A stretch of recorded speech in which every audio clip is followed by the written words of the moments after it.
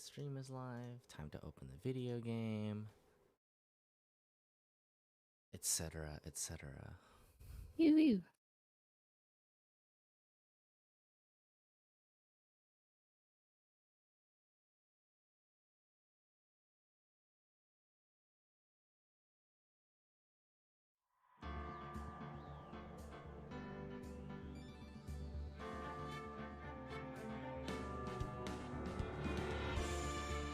Do you?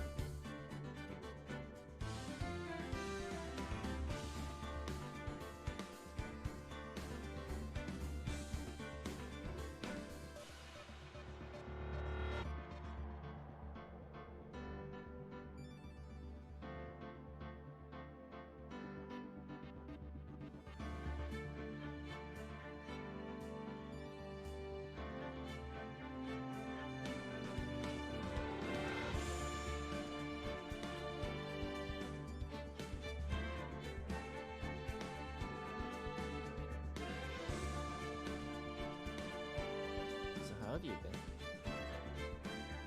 But I took a nap before the stream, so I'm took a nap? ready to go. Took a nap for the stream, ready to go. Nice. I ate dinner and I decided, you know what? I'll have a little energy drink, Get that kick. I think. Yeah. Hi, Gwen. Thanks for the resub. I bought this at the World Market the other day because it was, it caught my eye. Okay. And it is an Agretzko energy drink. Okay. Am I having an energy drink in addition to the espresso I had? Yes, I am. Hello, Gwen. Like, You interrupted a low-key watch. Marvel's gonna come after us now. Yeah. They're gonna send us a takedown. Here, let me. Let's see. Where are you? Let me send you a picture of what this looks like. It's pretty wild, actually.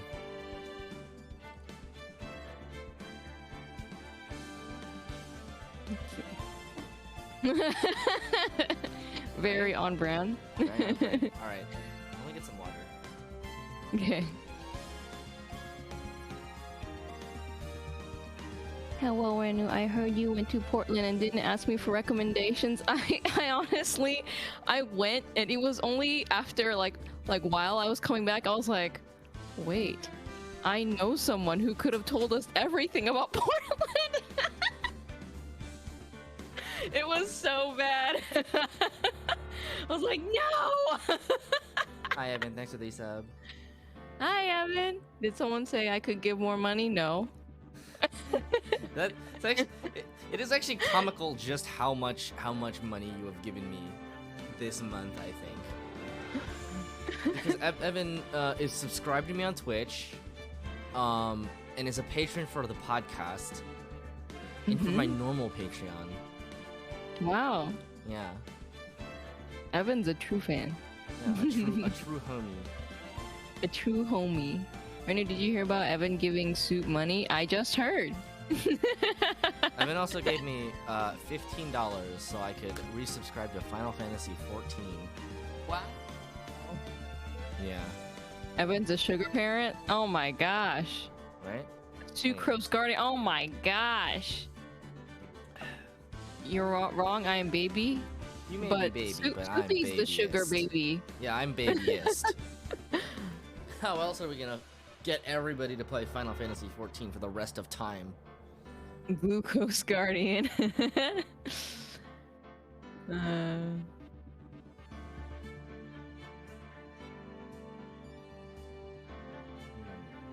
We must give Square Enix all of our money. so they can make Final Fantasy 16 an actually good game.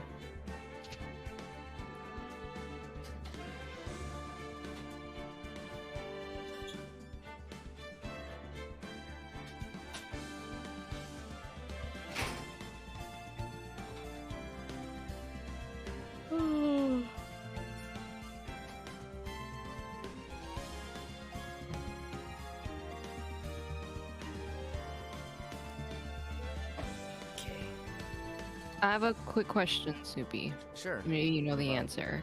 There's this kind of organism that, like, no two of them are exactly alike. Like, they have different patterns. And I don't remember the name of it. I remember they look kind of like... I think they're, like, microorganisms, but there used to be, like, I don't remember the name. You know, they were compared to like snowflakes essentially because no two were alike. Yeah. I don't think I've ever heard of this. Okay. Well, I tried. Why is this on your mind? I was just thinking about it because I was thinking about snowflakes for some reason, and then I was like, oh yeah, there's this some kind of organism, like living organism, that is compared to them because they're each unique, despite all belonging to the same species. Huh. I don't know. All right.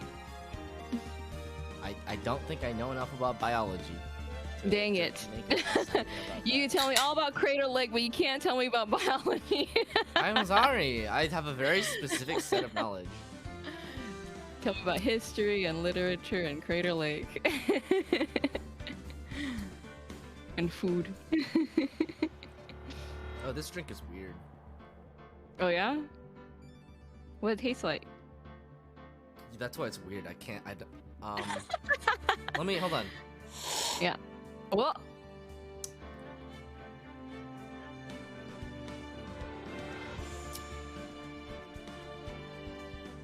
It's very sweet.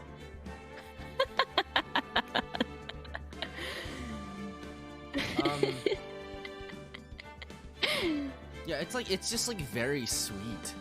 Okay. It's like kind of maybe a little tart. Aren't most energy drinks like super sweet? Yeah. Maybe. I don't... I'm just asking because I know they contain a lot of sugar, so I would assume that they're pretty sweet. They're pretty sweet, but they usually have a lot of other stuff to like kind of balance it out, I guess. I mean, I would say they're probably, yeah, they're pretty sugary and sweet. Yeah, I don't know. I don't know how to describe this. It's like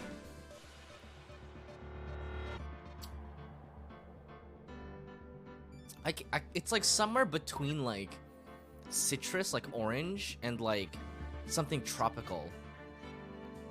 Oh, vaguely. Interesting. But it's like not distinct enough to actually taste like anything. I think if I had to say, I think it tastes like the color orange, but not like the fruit orange, like the color orange. Like a Gretzko orange. Yeah, like if you were to turn a Gretzko into like a flavor, this is probably what it would taste like, I think. Wow, then clearly they hit their mark. Yeah, some things just taste like purple. Yeah. Yeah. Oh, we're in the wrong channel. Hold on one second.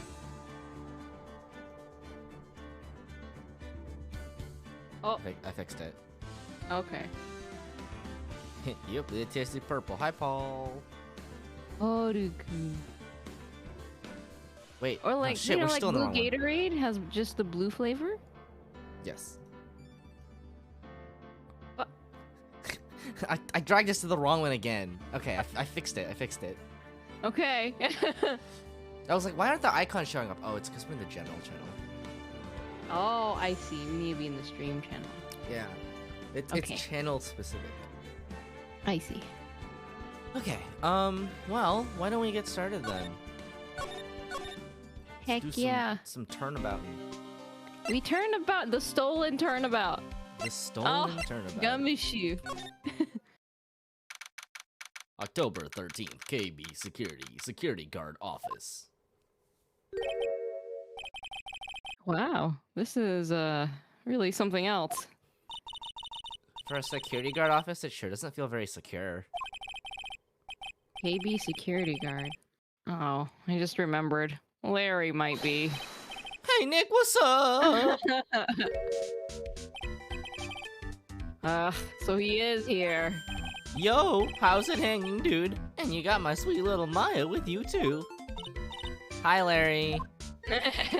Here I was working my fingers to the bone, and in walks an angel. I've got no problems with a playtime date. It's all good. No, that's not what we're here for. We're investigating the Bullard murder case. Huh? Oh, yeah, that's right. You're a lawyer, aren't you? He's so hopelessly clueless. Can't he see my badge? Well, if it's about the murder case, boy, have I got some good info for you. Really? What is it? Well, I don't mind sharing with my sweet little Maya, but Nick here is a different story. Bro, I got you off a murder charge. Yo, what the fuck, Larry? I thought we were mates. But Larry, I thought you two were old school buddies. That was then, and this is now. What do you mean? You'd be in jail if it wasn't for me. Right? SMH. So what's this good info you were talking about, Larry? Hey, I'm a guard, a pro. I can't just give away information for free. Wants a bribe? I thought professionals were more, I don't know, honest? Can you talk to him, Maya? Larry, tell us already. What's the good info? Hey, I like that. This kitten has got some claws. Okay, you really want to know? Well, that was easy. Yes, tell me. Okay, so the thing is, Ron Delight was an employee here. And naturally, since I'm a pro, I looked into his background. Follow me. Yes, you're a pro. I follow you now. Go on! Well, 1 year ago, Ron Delight was fired. And there was no warning at all. It just happened all of a sudden. I know this is a small company, but I think that was pretty awful. I guess he must have done something bad to have gotten fired like that. Like, maybe skipping out on work to go pick up hot chicks or something. No, that's just you. Hi, Brandon. Hi, Brandon. A tentacle wave. Tentacle wave. So what is it like to be a part-time security guard? Let me tell you, it's tough. Well, you know me. I can get by all right, I guess. First, I have to keep my eyes on those monitors all the time. Monitors? There are security cameras set in each room around the building. It's really hard. Sometimes I feel like my eyes are gonna fall out. And if I see something suspicious, I have to contact one of the teams. What teams? The security teams for this company. They're supposedly the best in the business. But I'm no amateur either, so if it's something small, I don't bother calling them. So, in other words, you basically watch TV screens all day long. That sounds mind-numbingly boring. I know. You were in this office when the murder took place, weren't you? Why do you say that? This is just a part-time job for me. I can't operate the equipment, and I'm dumb. Even if it is part-time and you are dumb, you're still in charge of security here. Hey, give me a break. Don't try to pin the whole thing on me. That's not fair, Nick. Huh? Diatomes! Oh my god, Soup, they're called diatomes. I've never heard of this. Oh, it's an algae. Wait, is it? Yeah, the major group of algae, specifically microalgae, found in the oceans, waterways, and soils of the world. But see, they all come in different patterns. Huh. They look like little buttons and craft things. Yeah, that's weird. Yeah. What the heck? Why were you thinking about these? Because they were compared to snowflakes when I learned about them. Oh. Right. And you were just thinking about snowflakes. Apparently they produce 50% of the air we breathe. Holy shit. We need them. Oh my god. Wow, that's wild. Now you know. Now you can thank them for whenever you breathe air.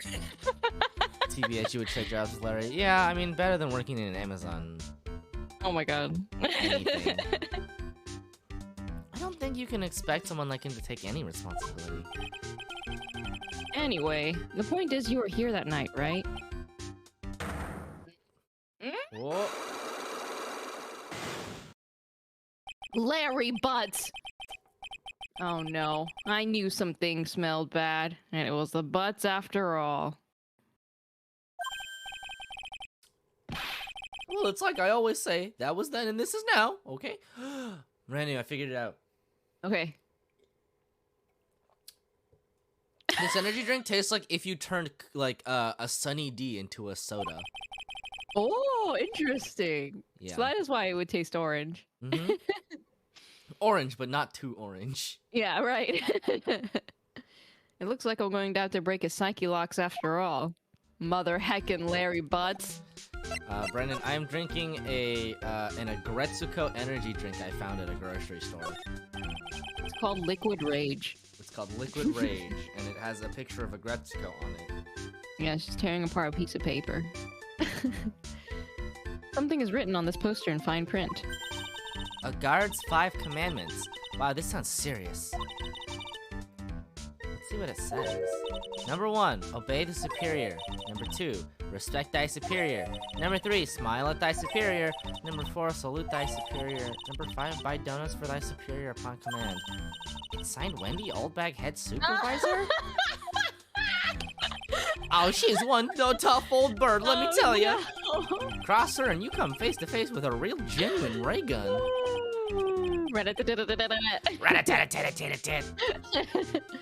Yeah, sounds scary, all right. Well, fortunately, she's on vacation. That's why I'm so relaxed right now. We all relaxed, Oh, too. man. Hello, Sean. That's my partner Sean. seat. Your, partner? Well, that's what I call her. She's my superior, actually. Kind of a weird old lady. There's tea spilled all over that machine, you know. Oh, don't worry about it. Just the other day, I spilled some chocolate milk on mine. It still works fine, more or less. They really know how to build them, I guess. Oh my god. Still smells like milk. Hey, Larry. That's your jacket, isn't it? Oh, that's right. Did you know you hung it right on top of some kind of lever? Yeah, sure. I was told to never, ever, ever, ever, ever, ever, ever, ever, ever, ever touch that lever. She scowled and huffed at me. Something terrible will happen if you do. Got a greenhorn. So, why hang your jacket on such an important lever? Because it got me curious. If the jacket's weight pulls the lever down, that's what they call an accident. Oh my Doesn't god. the suspense just kill you? Don't you want to know what'll happen, huh? Oh my god. It's true. It's killing me too. What about you, Nick? Why don't you pull the lever? Just tug on the jacket a little bit. Yeah, but for a different reason. Wow, take a look at these things here. Hey Larry, what are they? Huh? Did you say, Hey man, it's not like I have to know what they are to do my job. I always thought they were just some kind of decoration or something. Oh boy. How did this guy ever get a job here anyway? I mean, Pull the lever, Krog. Larry always seems somewhat gainfully employed. Somehow. Right. Somehow. That's my workstation. Pretty cool, huh? I keep a steady eye on the monitors and use that mic for communicating. If Kronk were to pull the wrong lever, that would be an accident. Look at all this equipment. It must be hard to operate. No biggie. I think there's an instruction manual somewhere in this room. Somewhere. Instruction manual? What are you going to do in an emergency? Well, I guess I'd start by calmly looking for the instruction manual. During that time, my partner, the old lady, would calmly look for her reading glasses. That's what us security professionals call teamwork. Even Maya and Pearls could run this place better. Hey, what's that supposed to mean? Don't read my thoughts, wait! Those screens there show what's going on all over the building, everywhere. And it's my job to keep a steady eye on them. All of them. I wouldn't sound so smug if I were you. Can you watch regular TV on these too? If anyone would sit here and watch TV instead of working, it's Larry. Hey Maya, I'm a pro, okay? Besides, you can't get regular TV on it. And how do you know that, Larry? Because that was my first bit of investigation, if you know what I mean. Yeah, I knew that. Uh-huh. I know what you're thinking. It was a professional investigation, alright? Uh-huh. Wow.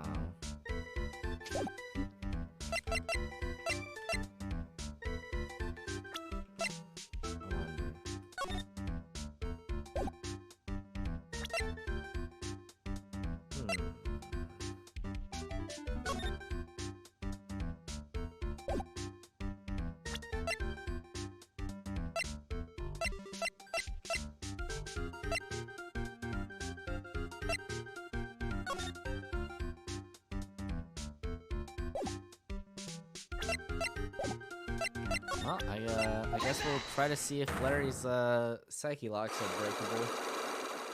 breakable. Baba.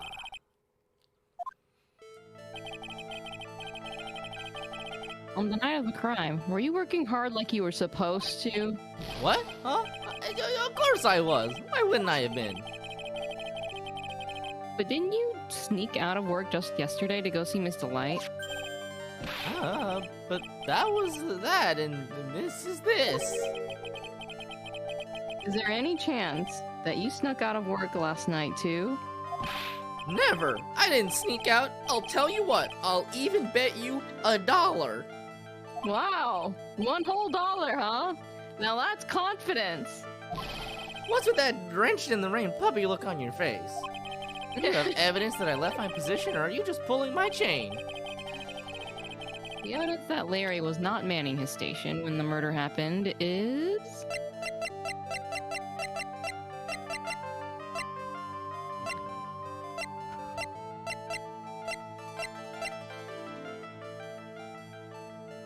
I don't think we have anything yet. Doesn't really look like it. I don't think I have enough evidence yet. I should investigate and gather some more clues before I try again.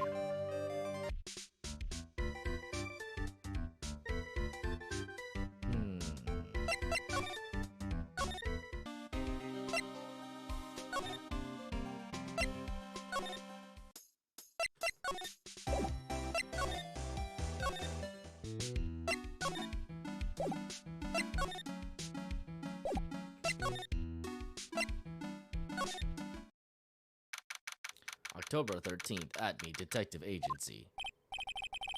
Whoa, this place is literally crawling with cops. What did you expect? Now that they know he was actually mask to mask, this must be incredibly embarrassing for them, don't you think? Yeah, I guess they're trying to make up for it by tearing the place apart. Hey, I just noticed. Gumshoe's nowhere to be seen. We just saw him in the security office. I know, right? Well, he's a homicide detective. He's probably working on the murder case. But wasn't he in charge of the mask-to-mask investigation all the way up to yesterday? Well, a murder case is a lot more exciting, isn't it? He'd say something like, "There's nothing like a good murder case, pal." Points for the quality of the impression, but I'm not sure Gumshoe has bloodlust, Maya.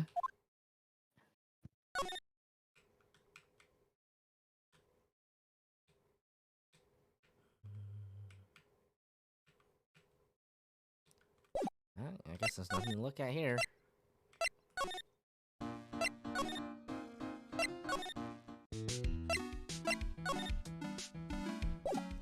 Ah, the sacred urn.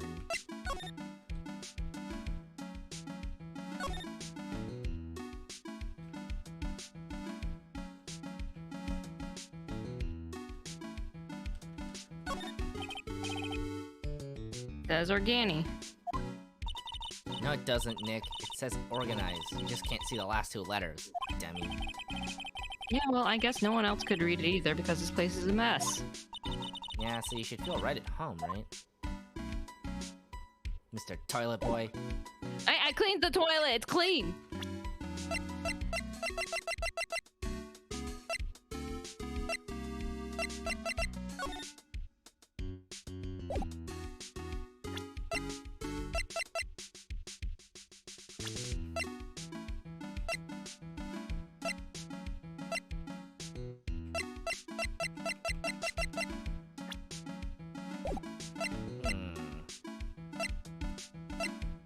Well, we have 2 Psyche Locks. Mhm. And I think not a whole lot else.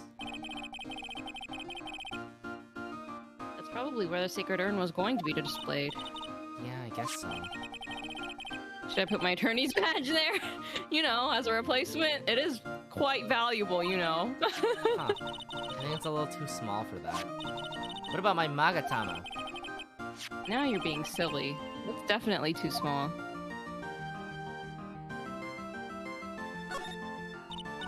Wow, this is incredible. It's a tiny version of my whole village. Hey, I've got a great idea. We can make a miniature of your office, Nick. I don't know about that. The whole place is overflowing with junk. We can create the world's tiniest, cleanest toilet. You die before you finish painstakingly recreating that mess. Well, we could always clean it up first. True. That's why I started with the toilet. Mm-hmm. And just a bunch of old urns. Are these really treasures too? Of course they are. This is a treasure exhibit, isn't it? Well, yeah, I guess so. So all it takes to be a treasure is age? No wonder nobody likes museums. It's the folding screen of Kurain's sacred writings. But I can't read what it says on it. Really? But I thought it was some kind of important spell! Yeah. My mother read it and taught me to memorize it. I'll be in trouble if I ever forget it. Looks like the Kurain channeling school is teetering dangerously on the edge. Piece of cloth with a ton of finely written characters jammed onto it. Probably esoteric knowledge only mediums would know. Let's see. Here's the title in English. 108 Ways to Save Money. I'm pretty sure the number has gone up since the last time I saw it. Well, we're always looking for new ways, you know. Being a medium sounds like a rough way of life. Sure is.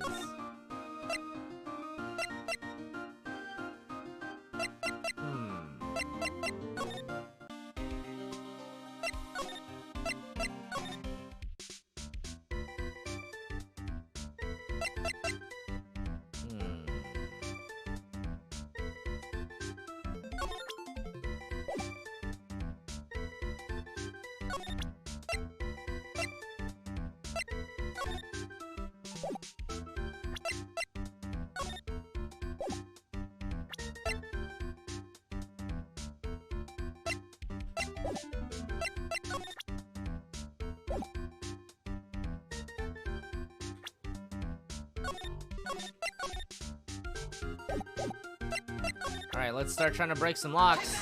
Oh!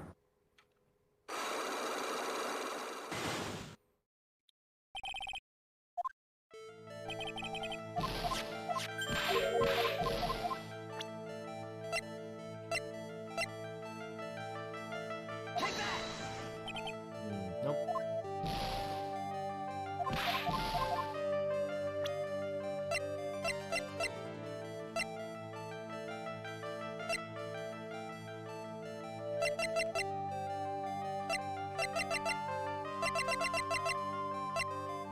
Would it be his wallet?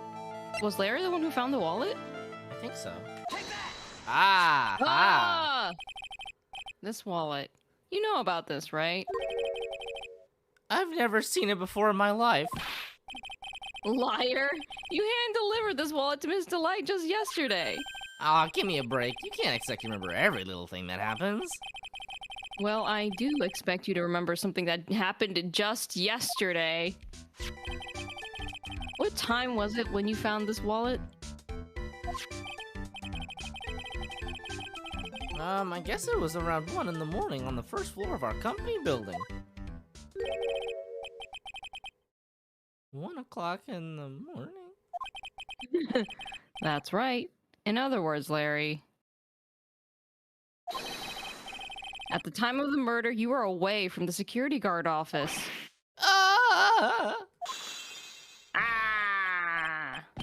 Yeah, but there's something you didn't think about. What's that? My shift that day didn't start until 10 p.m.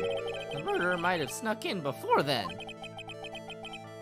What do you mean by that? If the murderer had snuck in before 10 p.m., then it wasn't my fault, and it was the fault of the guy whose shift was before mine. Why do I have the feeling that he still doesn't get the seriousness of this? Listen up, Larry. We know beyond a shadow of a doubt that the killer snuck into the CEO's office after 10 p.m. during your shift. I mean, probably this, right? I guess so. Larry, when you use this keycard, does it leave a record? Yeah, it does, but I can't show the record to just anyone, you know? That keycard data was already made public in the trial today. Oh, what? I didn't know that. Any kind of request for info like that is supposed to go through me. Boy, does that sound a bit arrogant coming from a part-time guard. Anyway, according to the data, the door to the CEO's office was opened with this card. Furthermore, it was most definitely used at 1 a.m., the time of the murder. No way. Yes, someone used this to get into the CEO's office. That happened at 1 a.m. on the night of the crime, right in the middle of your shift. Oh. Larry, you can't duck your responsibility this time. Oh, no. Oh! My secrets. Oh! Oh, I knew it. It's all my fault. It's my fault that the boss was killed. My fault. I'm gonna get fired again because... Yeah. Larry. There was nothing I could do. I have important issues to deal with too, man. What happened that night anyway? My Donna happened. Uh-huh. Your Donna? Got a bad feeling about this. Yeah, my Donna called and said I had to talk to you right away. So I went to see her and he was standing right there next to her. Who was? Her new boyfriend. It was like some horrible joke. Before I knew what was going on, the guy socked me right in the kisser. Whoa! Normally, I'm the one that does the punching. Isn't that right, Maya? Yeah. I've never seen him throw a punch in my life. So, is that why you left the security guard office? I'm sorry. It's all my fault. How can I ever make you up for it, Nick? What can I do? Oh my god. He's curled up on the floor crying like a baby. Nick, I've never seen such a pathetic excuse for a human being. Oh boy. Nick, is there anything I can do? Anything, just name it. I'll do whatever I have to make up for it. I swear I will. Larry. Poor Larry. He just wanted to touch he just wanted someone to touch the butts. Sure did. Hey Nick, as long as he's offering, why don't you show him the evidence we've got? He's right. Maybe we'll get at least one bit of useful information from him. Uh-huh.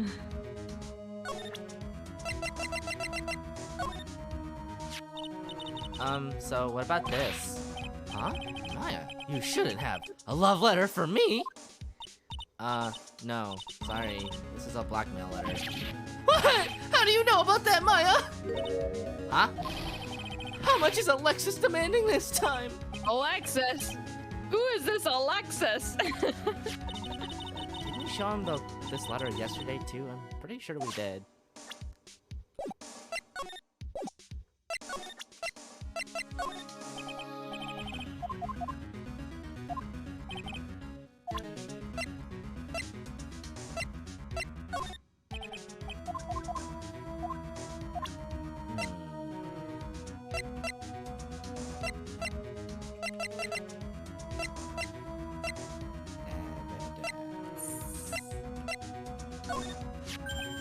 Oh, That's the wallet I found. You found it when you snuck out of work to get socked in the kisser, right? I didn't sneak out of work to get socked in the kisser. I've been more responsible at work. I might have spotted the murderer on the monitor like I was supposed to. Larry, you literally got a man killed. Mm-hmm. Larry, you really do feel bad, don't you? Yeah, well, maybe it's all for the best. I think it's brought Desi and I closer together. I don't think so. Yeah. Just like they say, every cloud has a silver lining. You gotta see that old water glass is half full, am I right? Now he's starting to sound like the Larry I know. Don't forget, Nick, half full.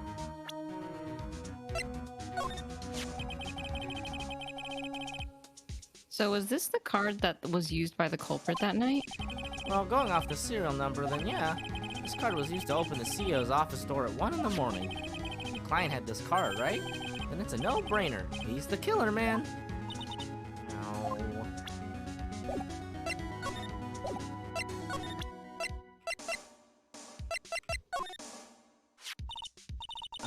The buzzer in the CEO's office is directly connected to this moon, right? That's right, just like my heart is connected to yours, Maya.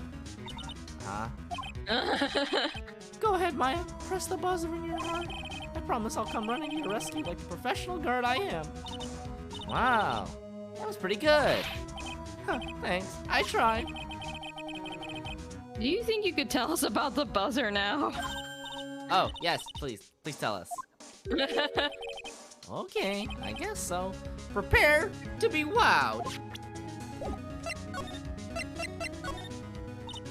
I accidentally pressed the buzzer earlier. Yeah, I heard it. So that was you, huh? You're a security guard, aren't you? Why didn't you come to the CEO's office? Well, this is the 3rd floor of the basement. The CEO's office is on the 1st floor. I thought it'd be a good idea to, adopt a wait-and-see approach. Plus, there's a police detective here, right? I just didn't think it was necessary. As if he's trying to win an award for the laziest person on the planet. Let's get back to talking about the night of the murder, okay? Is it true that the buzzer didn't go off that night? There must be a record, right? You must have had a look at it, right? Of course I did, and I couldn't possibly have made a mistake either.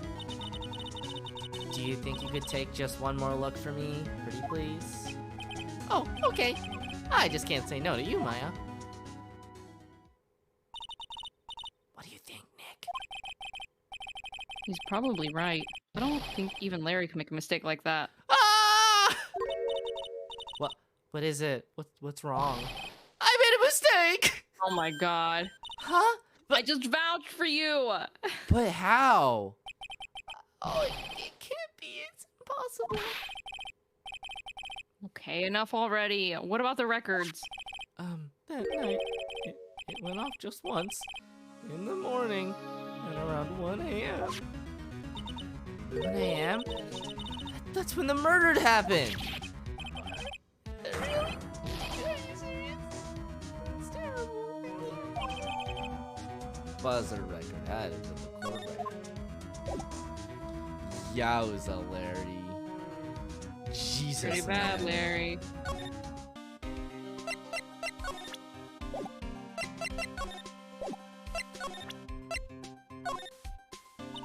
Detective Gumshoe, about this right here. Sorry. It's hard to believe, but there's a limit to how much my brain can hold. Oh my.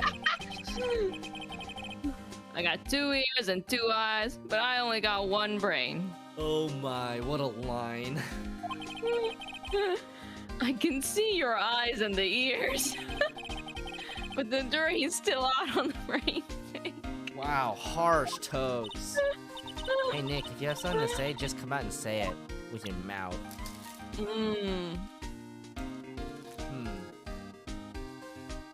Let's see, what should we do first?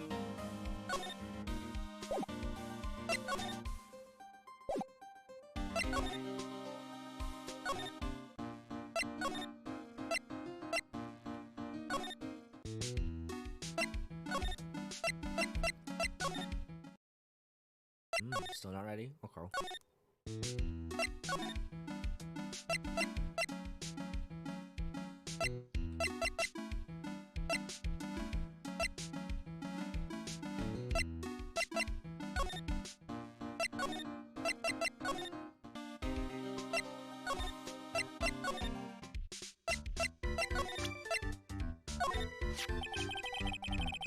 You guys have really made me reflect on the way I've been living. But the only problem is with all this reflecting, where is the time for love? Frankly, I think reflecting is a bit overrated, you know? That was fast. What are you going on about, Larry? Plus, do you honestly have any new info on the buzzer record? Huh? A record? No. Nothing at all. This guy reflects about as much as a piece of black carpeting.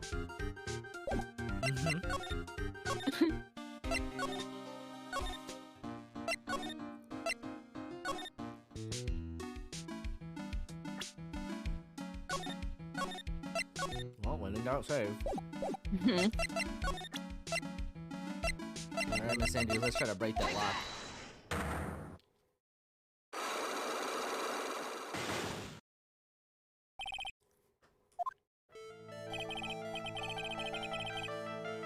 Miss Andrews, do you know anything about the sacred urn? Do I know anything? I'm in charge of the entire treasure exhibit. The urn that was submitted before the court today.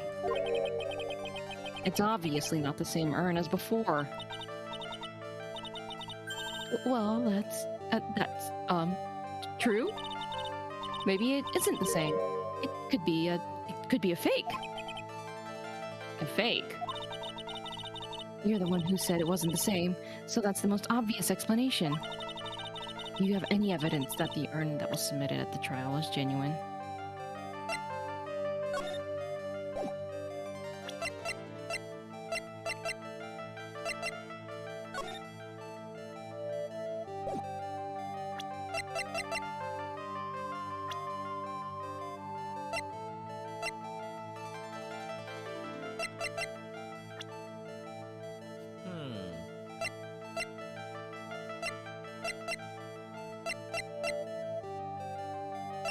See, the problem is that Pearl went off to, like, try to prove that.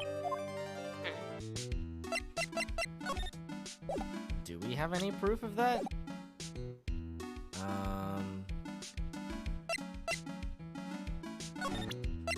I mean, I guess we saved, so we might as well just burn some HP.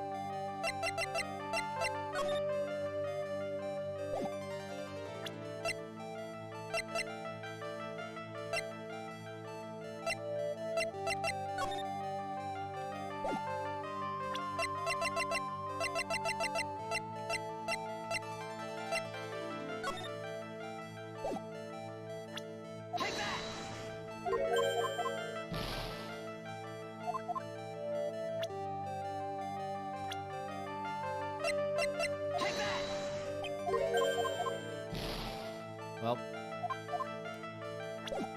that was a fruitless exercise. Tried.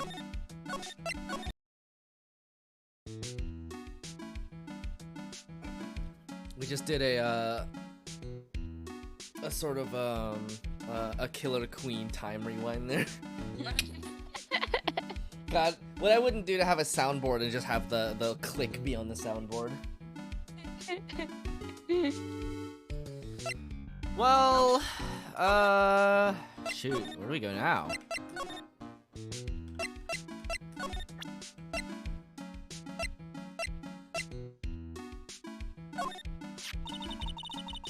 glad we got the sacred urn back and all.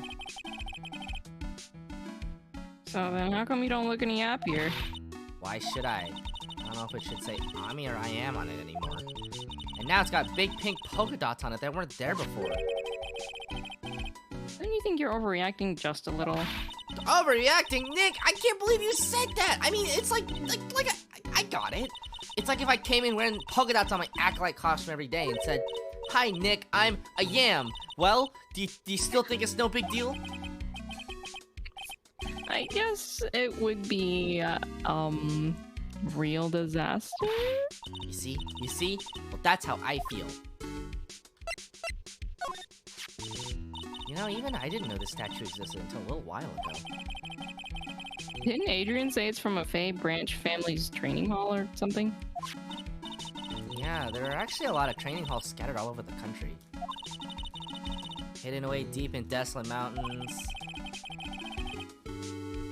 Why does it always have to be desolate mountains? What, you think you can train spirits in bountiful mountains? It's still bent, isn't it? Detective Admin said it got bent when the thief hit him on the head with it. Well, it looks like he ended up the bent one after he turned out to be the thief. Ooh. He must have damaged the sword himself to back up his phony story. Yeah, I guess it really does have a brawny mind, huh? His brain is so thick. Thick.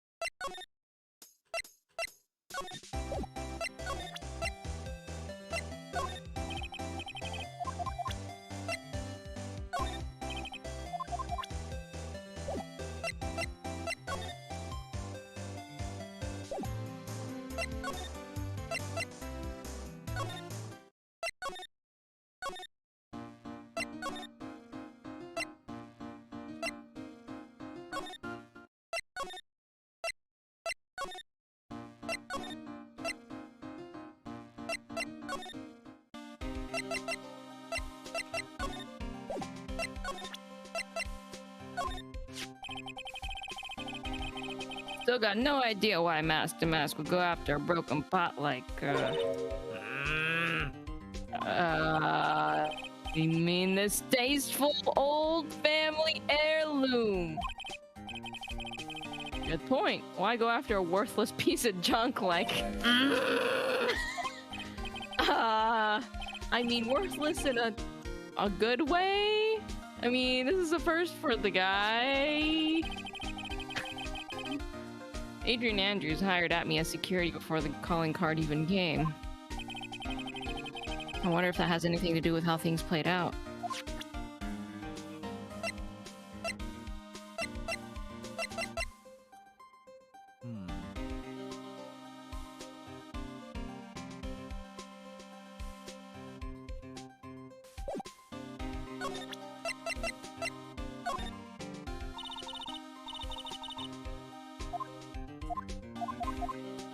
He's only got the one brain. Remember, don't tell anyone about that emblem, okay, pal? I've already told people in court about it. Does the thief ever send these to the police? No, always to the victims. Up until now, the victims have always come to us looking for help, though. That's not what happened this time, you mean? You got that right, pal. Listen up. If you guys ever get one of these calling cards, I want you to come to us right away. Got me? Yeah, sure. We put the guy in jail. This was his first heist, and I guess we underestimated him. I was sure I was going to get him, so I was careless and lost the info on the witness. By witness, do you mean the guard in this photo? Yeah, he and the detective worked together to try catching Mask to Mask. He got away anyway, huh? That guard. I got the weird feeling that I've seen him around lately.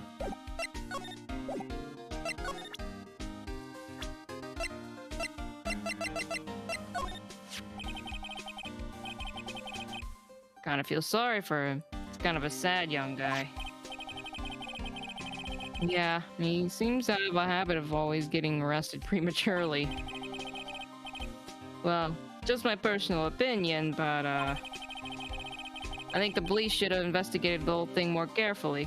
You are the police. But weren't you the one that arrested him with a giant goofy smile on your face? Come on, we don't have time to start with that. Let's just leave it alone.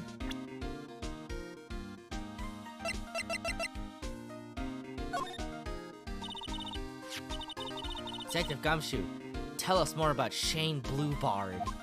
Whoa. That's Kane Bullard, not Shane Bluebard, pal.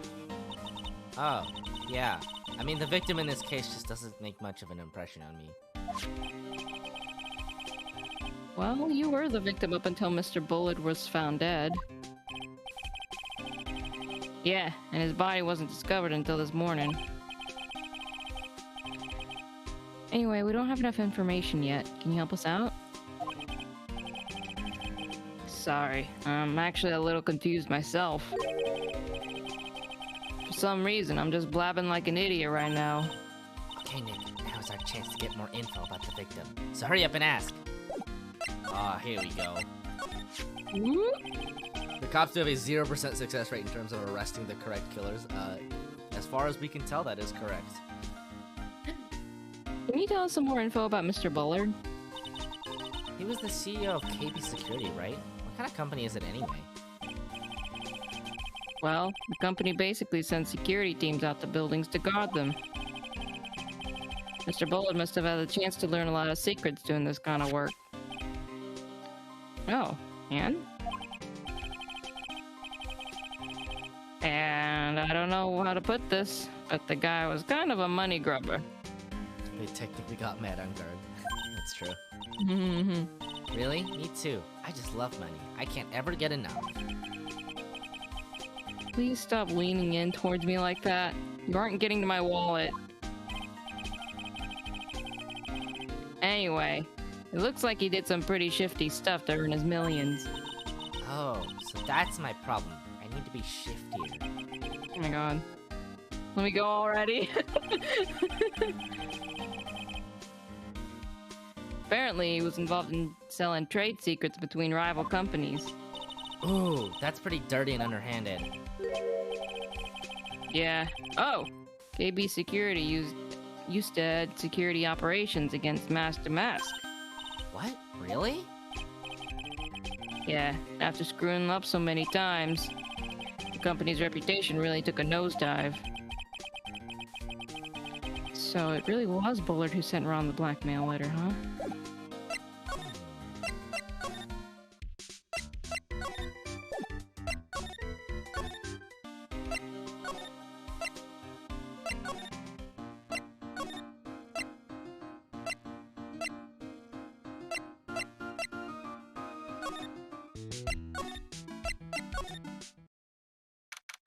October 13th, Detention Center, Physics Unit. Oh, Mr. Wright!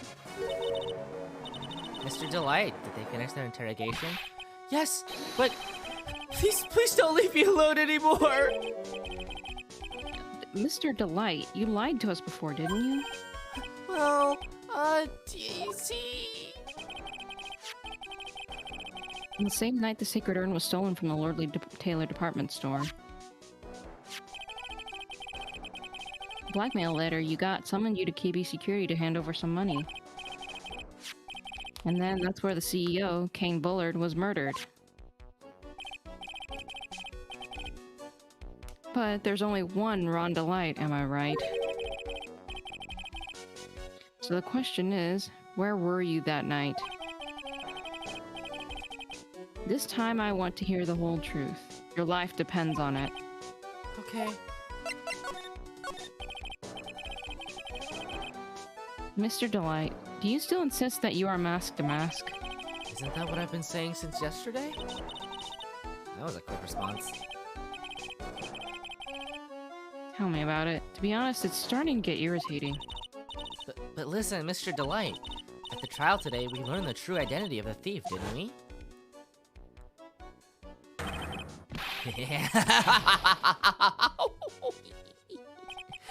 Take a good look, everyone.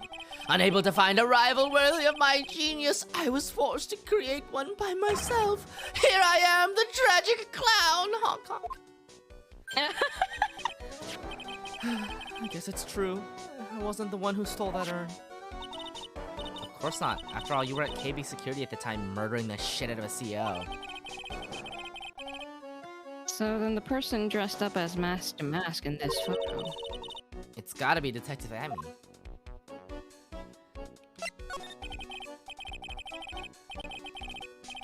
So that night, you didn't go to Lordly Taylor. You went to KB Security, right?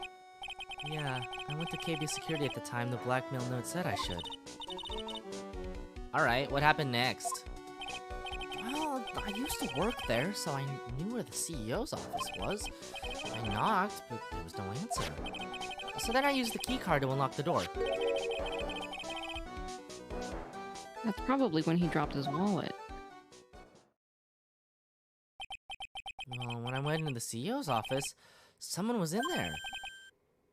Someone? Oh! Oh, and then suddenly they bashed me over the head. Bam! Was it Kane Bullard that hit you? I don't know. The person ran away while I was still stunned. When I came to my senses, the sight I saw left me speechless. The dead body of the CEO was right there in front of me.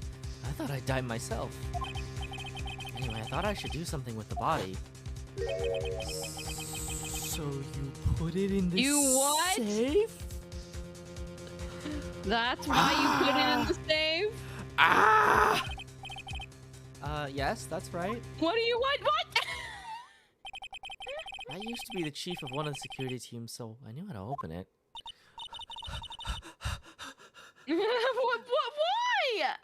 Okay, and what did you do after that? Well, I got out of there for starters. I was the one who set up the security cameras in that building. So I knew how to avoid being spotted by them. Oh my god, you look so guilty. Nick, this dude is sus as fuck! Oh my god, you stuffed a body into a safe. Oh, all of a sudden, Mr. Delight kind of sounds like the murderer to me. Exactly. Please don't say that. Please, just stop talking. Stop it.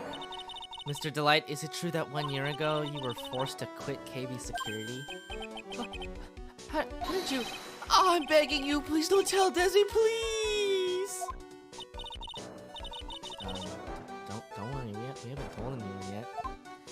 He hasn't said it in court. That means it's not legally binding, obviously. Whew, thank goodness. No, oh, but I suppose I'll have to tell her sometime. She'll find it eventually. Why have you been hiding it from her anyway? Well, Desi would despise me if she ever found out I was living a life of crime. A criminal, a thief. She'd never forgive me. My marriage would be over. Knowing that, why did you become a thief in the first place? Because Desi spends money like it's water. Well, there's no job in the world that could bring in enough money. Except being a thief. At least that's what I thought anyway. So he became Mask to Mask for Desiree, huh?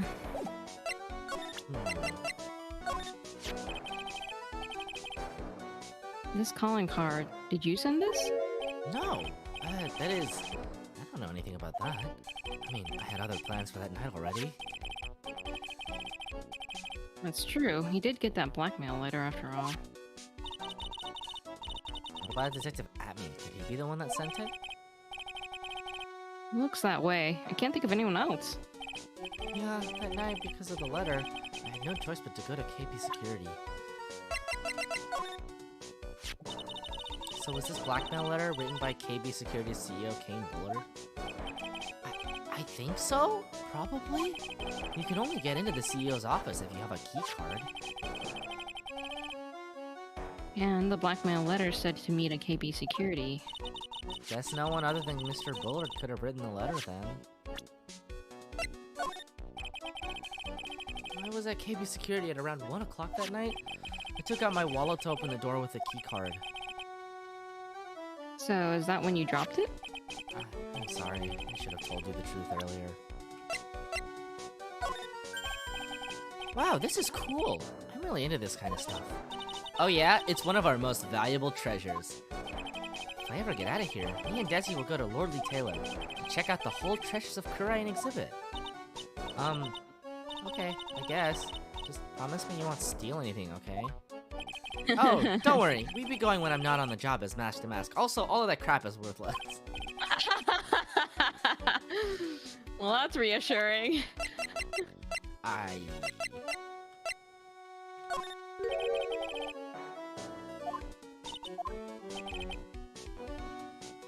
That's kind of strange. What is? Up until now, Mask to Mask has gone after famous works of art or treasures? Why did he suddenly decide to steal this plain-looking urn that nobody would want?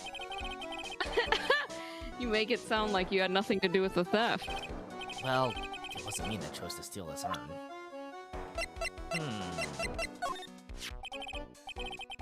This list, we found it in the office of the CEO, Mr. Muller. Hey, this is a list of all the things Mask to Mask stole. And that's the value of each item listed next to them. $100,000, $150,000. Are you sure that's the value of the stolen items? Huh. The numbers seem a little low to me. Even on the black market, the prices should be at least 3 times higher than that. I guess he knows about that stuff because he used to be a security guard. Hey! This is an article about my debut heist! Boy, that was a tough one. Before I knew it, they were hot on my trail. But Mask to Mask, he must have gotten away, right? It says in the article that he disappeared. Oh, that's right. I got a sudden burst of inspiration. I hid my Mask to Mask costume in a nearby plastic bucket. Then I quickly changed into my security guard uniform. Pretty clever, huh? Wow, awesome. Hey, held the phone. The guard in this photo, is this you, Mr. Delight? That's right. Nice trick if I do say so myself. Nice and easy to figure out. Even Pearls could see through that in a heartbeat. Newspaper clipping updated in court record. But as you might expect, Detective Atme found the disguise. He truly deserves the title of Ace Detective. Detective Atme found the Mask to Mask disguise?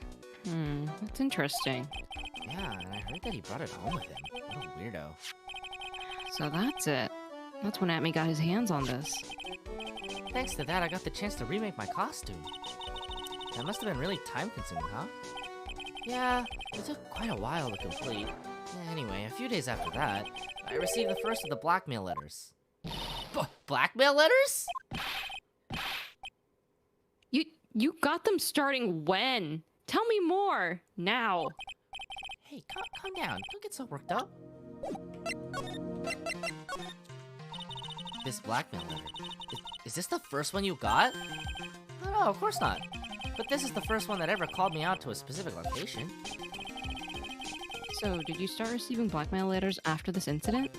Yes, just a few days after the Tear of Emanon heist. That first letter, it said, I know you did it. So someone found out about your true identity just like that? Oh, jeez. So many people are just so helplessly stupid. He's a master thief. It's not easy being a master thief, you know. I've got proof that it was you, so give up, it went on to say. So in the end, I had to give up the treasure I went through all that trouble to steal. Is that right? Hey, hang on a second. What do you mean you had to give it up? Oh, don't worry. After I put the jewel in the safe deposit box the letter specified, someone sent me $10,000. What? No one said anything about me being worried, you know. And after that, I started getting the plans in the mail. Plans? What are these plans you're talking about? Well, they were instructions on how to steal a crown or a painting or some other rare treasure. They showed security blind spots, escape routes, and even suggested training methods. So you mean that the one who planned the heists wasn't you? Wow, some phantom thief. Oh my god. No, it wasn't. I only planned the very first one. After that, I received plans from some very kind person. Incredibly detailed plans. Oh my god! Sounds like Mr. Delight is thankful to the person that was blackmailing him. So Ron Delight was Mask to Mask after all? But Someone else is behind the thefts. Someone who planned them all out in detail. All I had to do was deposit the treasure I stole into the safe deposit box. Then I just waited for the cash to come in the mail. Oh my god. Lord Jesus. Could you try not to look so gleeful about it?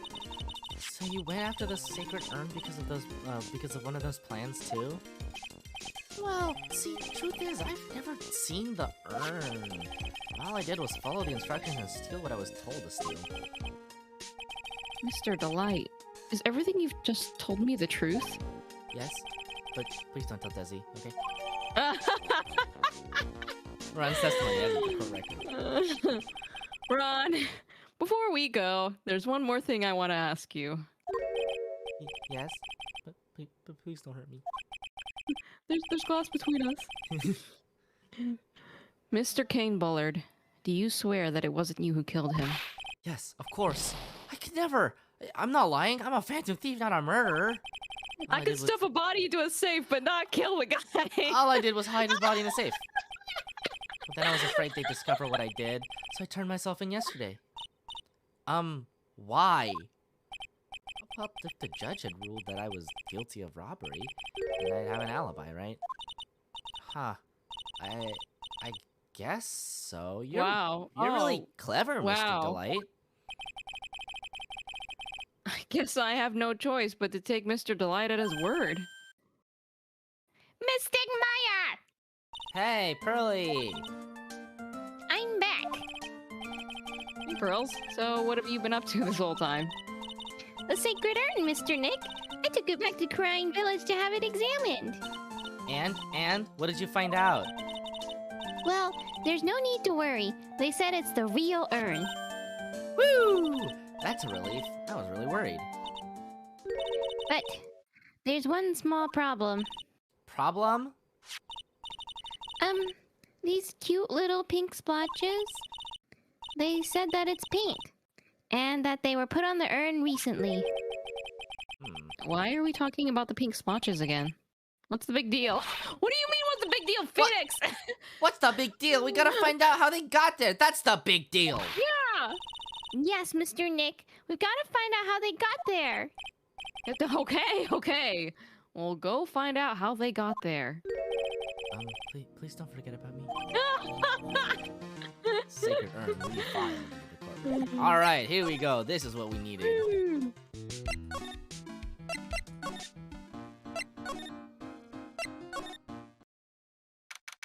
October. Yeah, if the dots are cute, then there's no need to worry. Basement warehouse. That's true. Oh, Pearl, how nice to see you. Hello there. I haven't seen you around lately. What have you been up to? Well, actually, I was having this urn examined.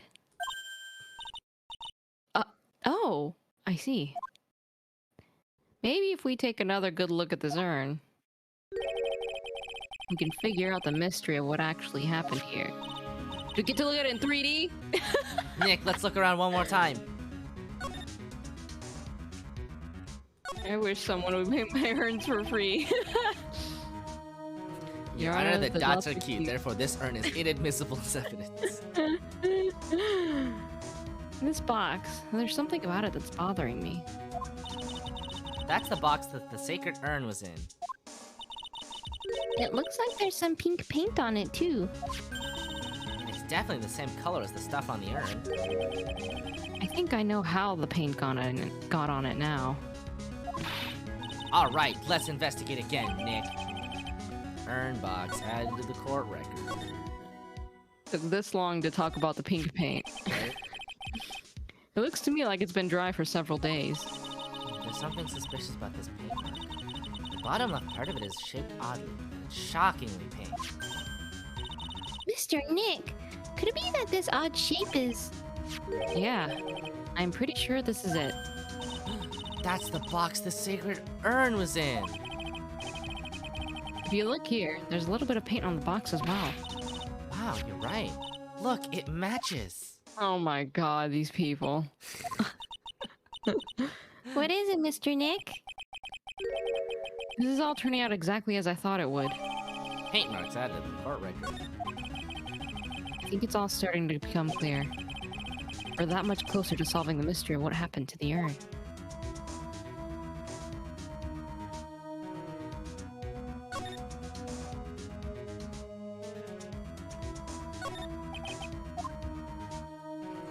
No clues on the pink paint bucket. So this is the camera and computer that Detective Atme set up, right? That's what he said. And yet he still let it take a picture of it. I guess he's not as smart as he pretends to be. Bam. The camera belonged to Lordly Taylor, so he knew he couldn't tamper with it. So then why would Atme, I mean Mask to Mask, allow that to happen?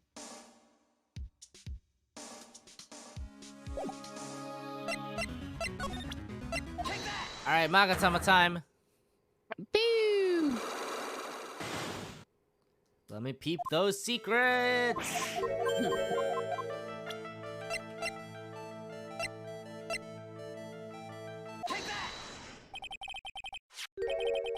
Sorry to break it to you, but the urn is the genuine article. Burroughs went back to Kurine Village and had it examined. Is that right? That's nice, but I don't see how... You could call it Damascus Steel. Stop it. What she discovered was that the urn had been broken. Again. Did you say... again? Yes. It was broken once a year ago. And now it looks like the same thing has happened. And quite recently, too. Recently? Are you saying that this urn was broken recently? Yes, that's exactly what I'm saying. Why do you think it was broken recently? How do you know?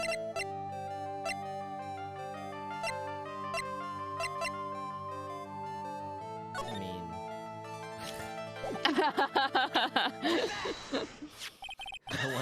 I wonder why. Why does no one in this series have eyes? They don't have eyes until you present things to them. They can't see. This poster. It was made recently, right? Poster? Ah, the poster for the exhibit. At the time when this photo was taken, the urn said, "I am" on it. But now, for some mysterious reason, it says Ami. When the urn was fixed, the letters were transposed. I am? What does that even mean? I don't know anything about that. I wasn't even there when the photo for this poster was taken.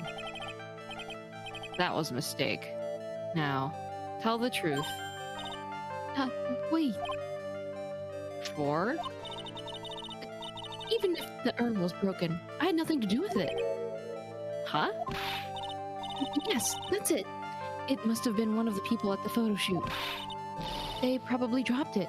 I'm sure that's what happened. Looks like she's not going to give up that last psyche lock so easily. Do you have any proof the urn was broken here at Lordly Taylor?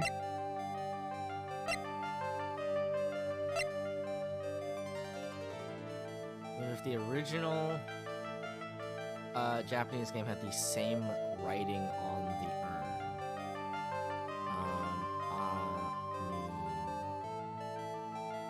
I guess, yeah. If you swap those two letters, Ami would become Mia, right?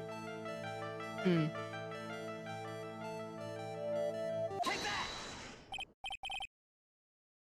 Well, Miss Andrews? What is this supposed to mean? There's pink paint all over the urn. And there's pink paint all over the floor and walls of this basement warehouse.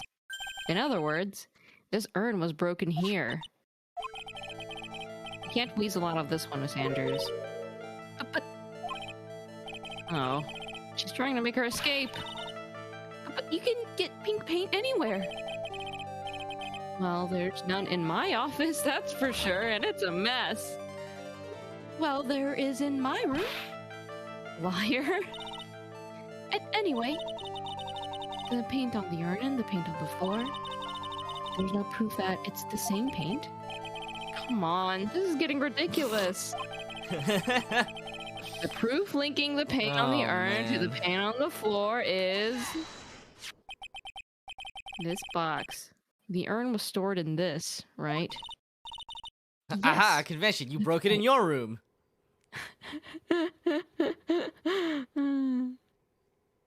That's right. Well, there's pink paint on this box as well. Ah. Yeah, it was in Danganronpa. Yeah. I think you already know where I'm going with this, don't you? Yes, more or less. The paint on the floor has an odd shape imprinted in it, doesn't it? Yes. If you put this box into the impression in the paint, you can see it fits perfectly. Which means this box was dropped right over there. And that is when the urn was broken. Your name does you justice, Mr. Right. Unlock successful. I'm so sorry. I was the one who broke the urn. Boy, does this make me feel like some sort of evil school teacher. I'm a terrible person. Not only did I break it, but I tried to hide what I did. Well, that's not so hard to understand, is it, Burly? No, not at all. No, just how that feels. Not firsthand or anything, just, you know, I'm just very empathetic, you yeah. know? It happened about 2 weeks ago. Just after the poster photo was taken, on the same day the urn arrived here. I thought I'd put it away down here for safekeeping. I was carrying it in the box. Oh, when I tripped on a paint can and lost my balance. Wow. Poor Adrian. The box I was carrying crashed to the ground. I heard a terrible noise, and I thought my heart was going to stop. Fearing the worst, I opened the lid of the box, and that's when it happened. Oh. It just gets worse! The broken pieces of the urn fell out of the box and landed right in the paint. This priceless artifact. I was in shock. And let out a huge scream. That means that the ashes or the remains of great-great-great-great-grandma are mixed with pink paint. They're gone at this point. There's no way there's any left in there. Huh. I can totally see how that could have happened. Grandma, no! Yeah. As clumsy as she is, I'm sure Maya understands. Well, I knew it was the most important treasure in all of Kurain Village. So I tried as hard as I could to fix it. Fortunately, the shards were pretty big. It actually looked better than it did the first time it was broken. You did a better job. And that's when the I am got changed to Ami. It was Ami to begin with! Why didn't you clean off the paint from the shards? I didn't know how it was originally written. But any sane person fixing it would have assumed it said Ami. Any sane person? Really? Oh, Pearls! She said she wasn't very good at spelling. Anyway, I put the urn into the storeroom and no one had seen it since then. Sacred urn updated in the court record. But there's something I don't get. When we first came here, I didn't see any paint stains. Well, that's because it was so ugly and embarrassing. I used the golden statue to cover it. You used the statue of my grandma? Just keeps going. The Yami face statue. Aha! It's like holy water. You put a scoop of granny ash into a bunch of normal ash, and it becomes granny ash. The first time that we came down here, it was on the night that the sacred urn was stolen. But Mr. Nick, there were no paint marks on the walls or floor of the warehouse when we were here.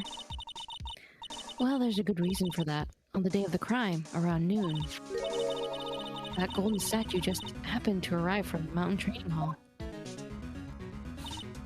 And I realized that the statue would be the perfect size for covering up the paint stains. That's why I put it where you first saw it. I see. Now it makes perfect sense. But there's still one thing I find strange. What is it, Pearl? The day after the urn was stolen, we came here again. At that time, the statue had been moved, and the paint was clearly visible. She's right about that. Well, Miss Andrews? Huh? What? I don't know anything about that. I placed it there to cover the paint, so why would I move it again? Well then, who was it? Who would have done it and why?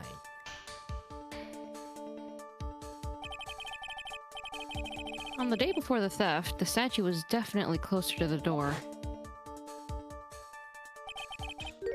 Then the next day, it was moved. But why? But why indeed? But why? Omnifay's golden statue updated in the court record. It looks like there's some connection between the sacred urn and the murder case.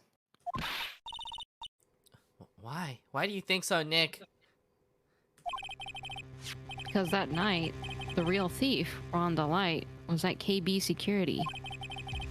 So then why did another masked mask show up here? A lot of different things are pointing to one undeniable fact. One undeniable fact? The murder trial is starting tomorrow, but it looks like that thief is going to be making another appearance. To be continued.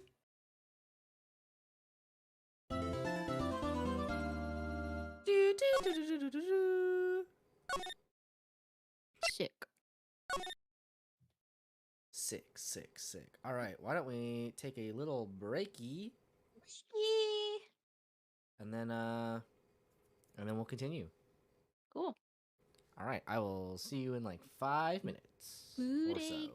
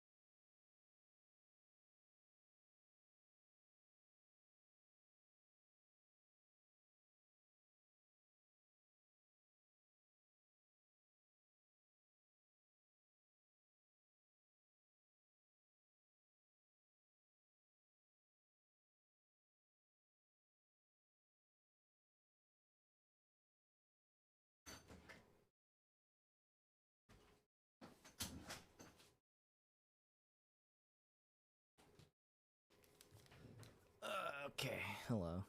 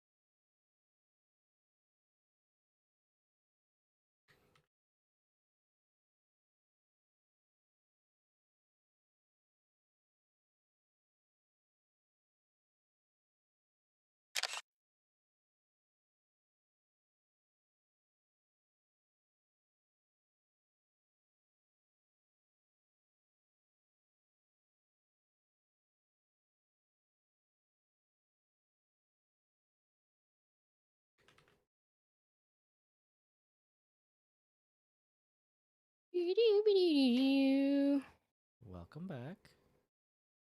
Thank you. What was the camera sound? Oh, that's the sound of my Gyazo going. I was just doing some like D&D stuff. Anyway, hello. How are you? I have a so my dad has been like concerned about the deck that he built because it so you basically, you know, you're supposed to like treat it with like oil and stuff. But when he washed it and treated it with oil and then left it to dry, the board shrank, so now there's a bunch of gaps. Oh And no! And he is upsetty. So basically for today, for basically all of today, he just spent all of today like unscrewing boards so that he can basically put them closer together so they don't have the gap anymore. Oh no! Yeah, and tomorrow I have to help him. He has decided that he will pay me to help him readjust all of these boards for the deck so that there's no gaps. Oh, he assembled the whole deck with new boards, right? Mm-hmm. But he hadn't treated them yet. Yeah. And oh man, I wonder. Because my dad's a carpenter, so I think he would have been able to tell the guy. Uh-huh. I think, like, the thing is that the wood that we bought was not supposed to shrink like that. Oh really? Yeah, I don't know what it is. It might be like redwood or something, but like it wasn't supposed to do that apparently. So you were confident that it wasn't going to morph after being treated, and so that's why. Theoretically, that should have been the case. Yes. Oh well, and it just did not. Then I completely understand why you would be rightfully upset. Yeah. So anyway, I'll be helping him with that. Okay. October 14th, 9:41 a.m. District Court, defendant lobby number 4. Get a little more income. Mm-hmm. Yeah, right. What is it this time? You won't believe how many people are here for the trial. Well, it is a murder case. People in this country really do love a murder case, I gotta tell you. Mm-hmm. What are you talking about? They're here for the trial next door. Next door? Why don't you know this, Nick? They're having Detective Atme's trial today. Oh, Detective Atme. They say they're gonna try him as mask to mask. Already? That was fast. Boy, I'd love to see Mask to Mask's trial. I know. By the way, where's Pearls? Oh, she went back home. She said she can't neglect her training anymore. I know you don't like me. Pearls has really gotten into her training lately, huh? Yeah, ever since that incident last year. Oh, please don't ignore me! Oh, Mr. Delight, good morning. No one likes me. Also, yes, D&D stuff. No one would notice me even if I killed someone. I didn't! Oh. But... Come on, don't be silly. Hey, wait a second. You don't mean you're the murderer. No, I'm just a poor thief. Actually, I'm a very wealthy thief.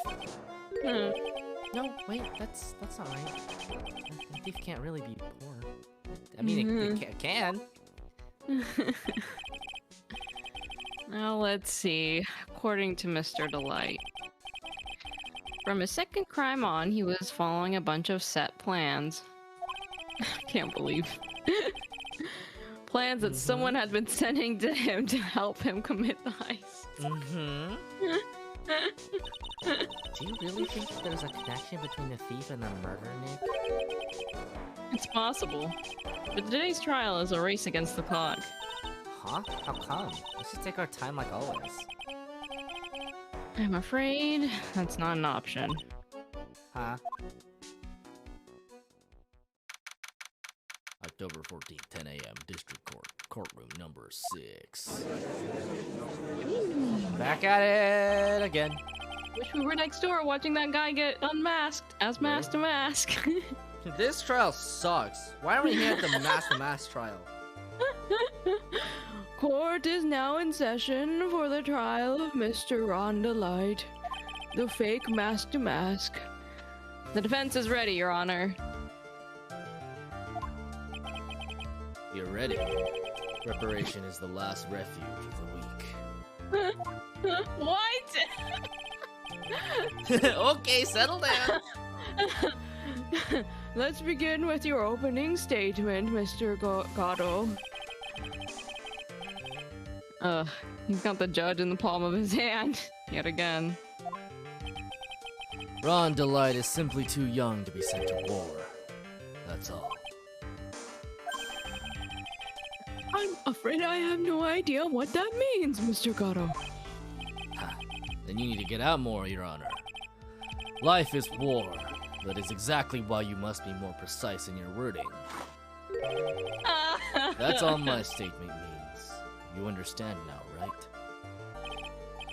Yes, well then, let me briefly summarize the details of this case. Wow, the judge is taking charge like he knows what's going on for a change. The victim is Kane Bullard, CEO of KB Security.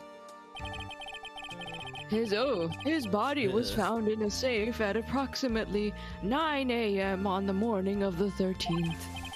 However, the time of death was estimated as 1 a.m. of the previous day. And that's when our little lost kitten dropped the ball. Oh, sorry. That was me for some reason. That little lost kitten is, of course, the defendant. Very well then, Mr. Gatto. Please call your first witness. I never drink more than 17 cups of coffee during any given trial. But the first one is always the best. Mr. Gatto, your witness? Okay then. Let's hear what the defendant, Mr. Ron Delight, has to say for himself. Gatto's theme is so good. That's great. The defendant? Well, Mr. Wright, does the defense have any objections? If I recall, yeah, so, Gatto's theme is called, it's titled The Fragrance of Dark Coffee. There's actually a Phoenix Wright, jazz album where they cover a lot of the themes, in like a jazz style. It's really cool. Yeah, I've heard it. It's really nice. He might be your favorite prosecutor. He's my favorite prosecutor for sure. I mean, I love our main man Edgeworth, our main man Edgy Boy, but you derive pleasure from pronouncing it Godo. Well, it's interesting because so it's complicated because he's Prosecutor Godo in the Japanese version, but the name Godo is derived from the play Waiting for Godot. Oh. That's cool. So yeah, it actually, basically you can say it either way. They don't really make a confirmation either way in the English version. Ah, dot as in polka. Godo. Godo. Godo. Godo. I've also heard that Godot is Oh, Godot. that is also a valid reading of it. I always read it as Prosecutor Godot, to be fair. It may be a bit of a disadvantage having the defendant testify, but... I remember when Mia was defending me. She allowed me to testify so she could do the cross-examination. She put a lot of trust in me back then. I don't know if I want to put a lot of trust in this boy, but okay. I know, we keep asking him if he's the murderer. Are you the murderer? No? Probably. That's our cross-examination right there. We have no objections, Your Honor. The defense will allow Mr. Delight to testify. All right. You've got guts, Trite. Please.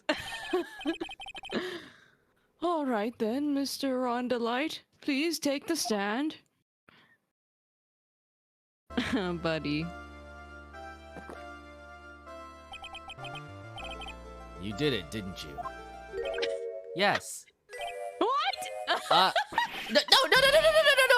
No, that's not true. Oh my god. For a moment, I thought we'd set the record for the shortest trial ever. I was about to hit the timer for the RTA speed record. Well, Mr. Delight already looks plenty guilty with that face he's making. Once he opens his big mouth, he'll probably put the last nail in his own coffin. Very well. Now then, can you tell me something? If you didn't kill Bullard, why did you go to KB Security? Well, that's kind of hard to say. Boy, I wish I could go home. Now then, let's hear some testimony about what happened. Boop, boop. Witness testimony.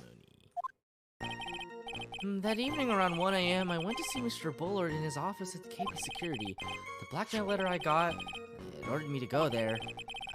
I had been working for KB Security until a year ago, so I knew where his office was.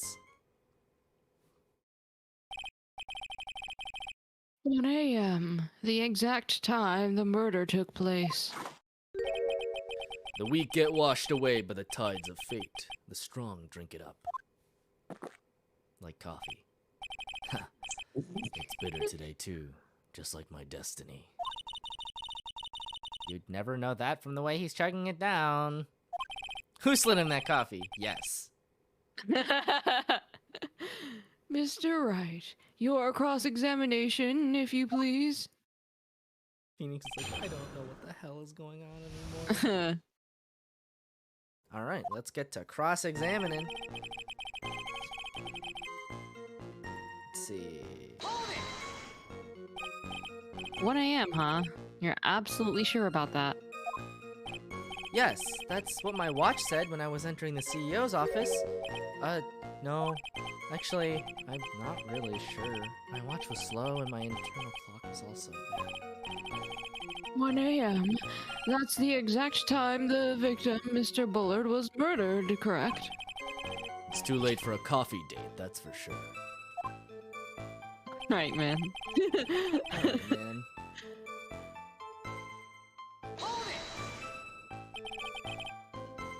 It ordered you there? It was the first time I'd gotten a blackmail letter that ordered me to go somewhere.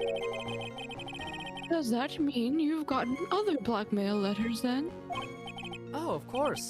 They'd say things like, steal this, or take that. Aha! Why don't you save those for later, Mr. Delight? Please don't say anymore. Now, what should I do? So what did the blackmail letter in question say? It said to bring $50,000. Money, huh? Perfect motive for committing murder. Oh, but wait! I never intended to pay that money anyway. Oh, is that right? After all, he had nothing to hold over my head. I had nothing to be afraid of. An important point indeed. Witness, let's have that added to your testimony. Yes, sir. A muddy mud skipper in outer space has a better chance of surviving than I do.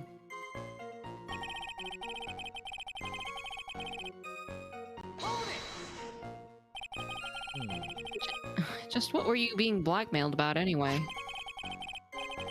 The blackmail letter said, if you don't want your identity revealed, correct? I'm sure it was referring to the whole mask-to-mask thing. But I wasn't worried. Mr. Bullard didn't have anything on me. He didn't? Anyway, I don't care what anyone says about me. Just as long as Desi believes in me. So that's why Miss Delight didn't believe he was mask to mask. That's why I knew they were just hollow threats. You see, I was the Phantom Thief all along. You used to be a security chief for KB Security, right? Yes, that's right. A security chief? You? And yet, a year ago, you were fired without notice.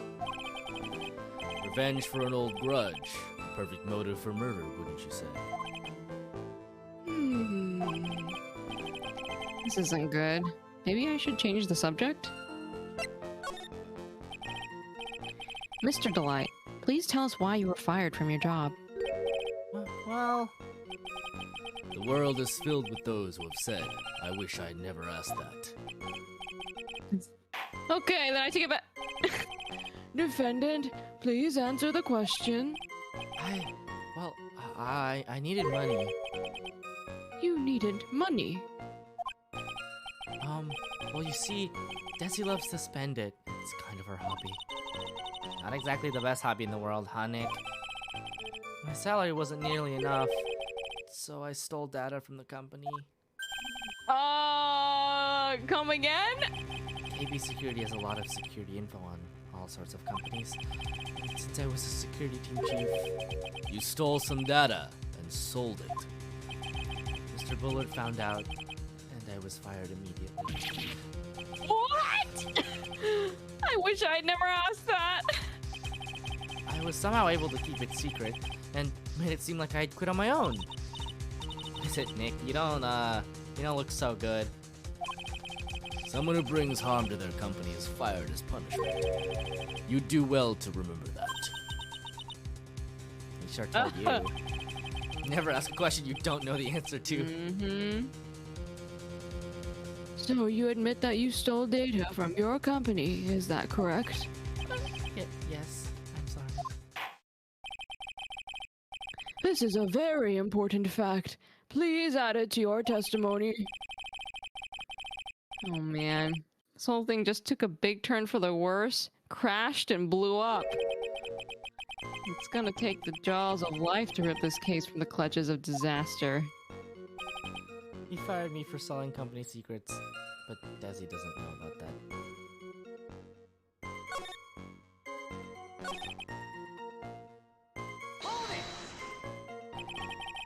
Why would you do something like that? Well, for Desi's hobby, what else? Wasting money, huh? It's not a waste! So Mrs. Delight doesn't know that her husband was fired, does she? So it would seem. I'm not sure what to think about couples who keep secrets like that from each other. I can't believe it. This case has gotten even me to think seriously about couples. Please try to stay focused, Mr. Wright. There wasn't much to his testimony, was there? Sounds like he's avoiding something. At least, that's what it sounds like to me. Uh-oh. I've got a bad feeling about this. You'd better be careful. But if we don't find a way to make him spill the beans, we'll never get closer to the truth.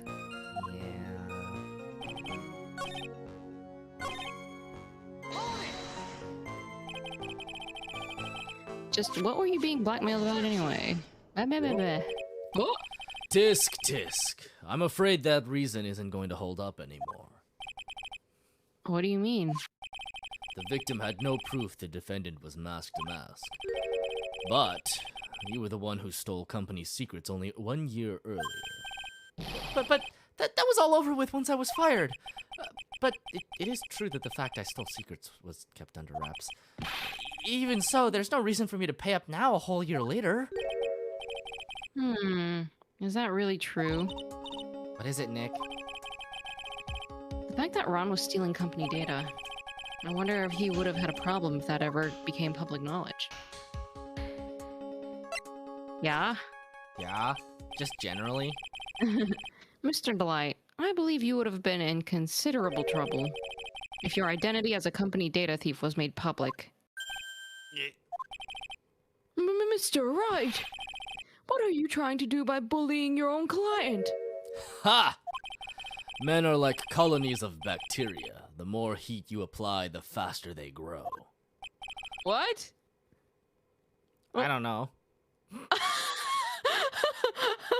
That's exactly right. That's correct, I think. Well then, feel free to keep up the heat, my little lawyer amigo. Mm-hmm. You are his friend right now. The little lawyer amigo. Yes. Now come on, provide some evidence to back up your assertion. Why would Mr. Delight want to keep his data stealing from going public? Waifu. Desi. Mr. Delight, what you said just now doesn't match what you told me yesterday. Huh? What doesn't? I think you must have been scared. Very scared. You would also call Phoenix your little lawyer amigo? Hello, my lawyerino. Of having a certain person find out your secret. A certain person? Miss Desiree Delight, the defendant's wife. But it's... Listen to me, my Desi, she's... Looks like if I just sit back and relax, the fun will end before it truly begins. My man doesn't know how to do his job. If you'll excuse me, I'm gonna go pee all this coffee out. Kato. Yes, we know. It was all your wife's fault. What do you mean? Mr. Delight stole company data to pay for his wife's spending habit, for which he was fired. Unable to face his own wife, someone used his dirty little secret to blackmail him. And that is how this murder came about. Oh. No. Everything is falling neatly into place for him. Don't talk about my Desi like that, or you'll be sorry.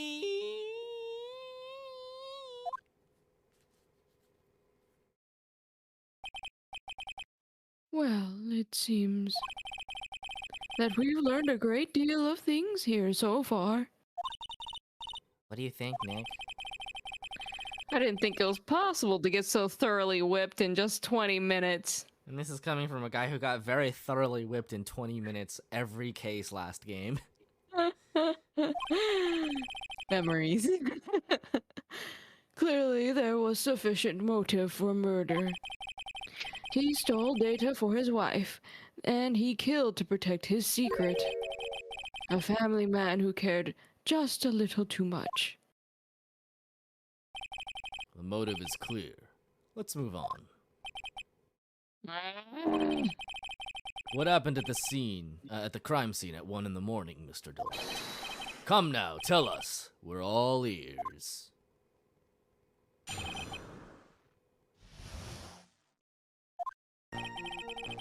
When I entered the office, there was a suspicious shadow there.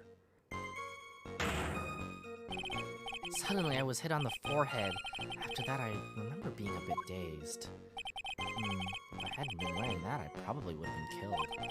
When I came to, Mr. Bullard was lying there, dead.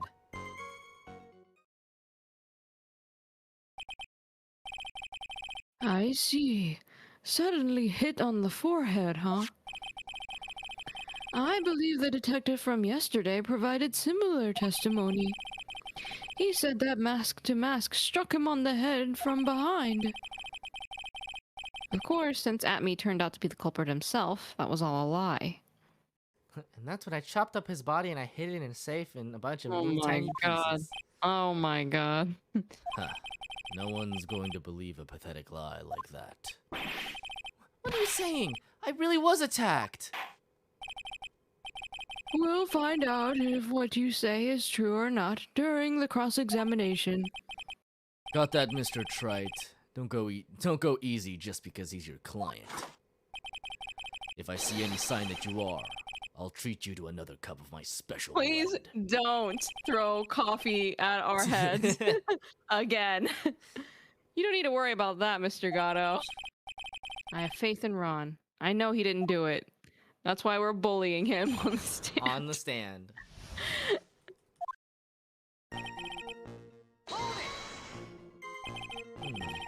Who is this suspicious shadow? If there were 1,000 of me, and if even one knew, I'd tell you. Trust me. His dodging all of our questions is not helping us win his case. Okay, then how was the victim, Mr. Bullard, at that time? What do you mean by how was he? I'm pretty sure he was fucking dead. Was he already dead? Was he still alive? Maybe he was the one who hit you in the first place. That's a good question. What do you think, Mr. Wright? What do you mean? Forget it. I don't want to go through this again. Your forehead? Yes, I was hit on the forehead as soon as I entered the room. It was an amazingly fast and powerful attack. Do you remember anything about who hit you? Well, like I said, it was a fast and powerful hit, so I think I was a little dazed for a while. I don't think Mr. Delight even grasped what you were asking. Yeah, I'd like to show him a fast and powerful attack myself. Maybe that would knock some sense back into him.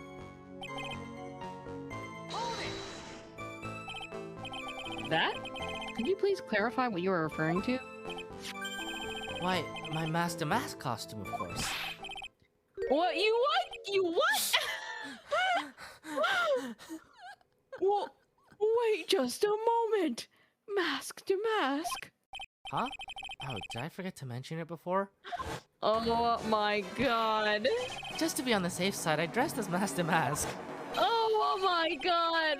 And then, I descended upon the office of the CEO of KB Security. Bro. Sorry, what? This dude was cosplaying in a crime scene? Nick, did you know about this? You never told me this.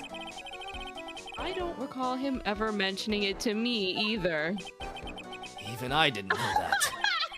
It seems our little friend really loves to keep secrets. Oh my I'm sorry, I just never had a chance to mention it up until now. What do you mean?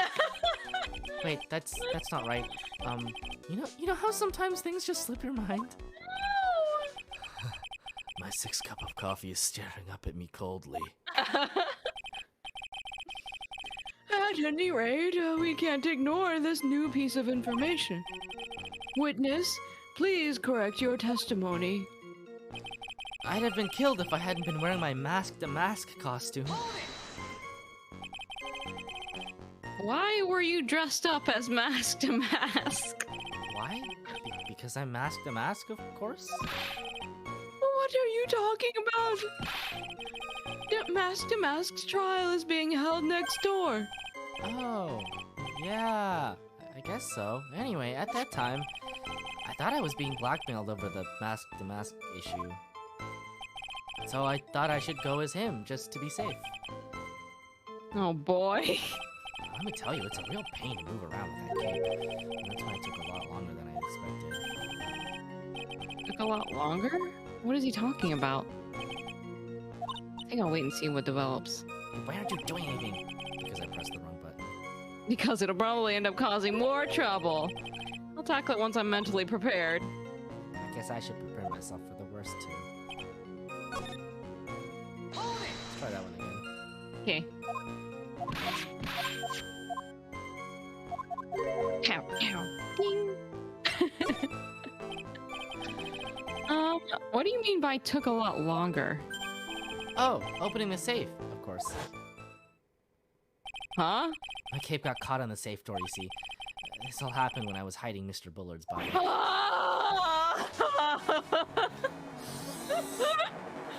What was that? Back up a second. Yes? You were the one that hid the body in the safe. Well, yeah? Inconceivable. Dude, this dude guilty as fuck! Why? Just why? What reason could you have? What were you thinking?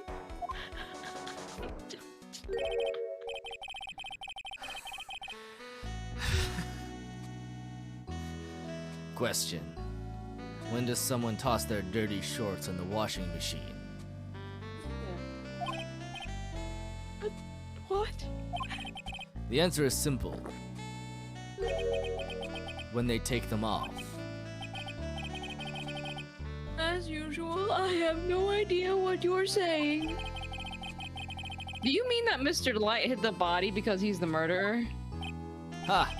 So you're not as stupid as you look. Oh my This metaphor this time was really obscure. Yeah, Matt, even the judge is like, what? Mr. Wright, you don't mean that you knew about this whole safe business, do you? Is that how you're going to kill me? You're gonna stuff me in a safe! Yeah, yes. Why am I the only one not in the loop here? Witness, make sure you add this to the testimony. Yes, sir. Oh, looks like a storm front is moving in over the fair weather judge.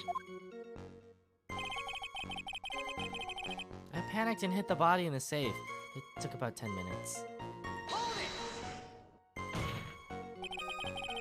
Why did you hide the body in the safe anyway?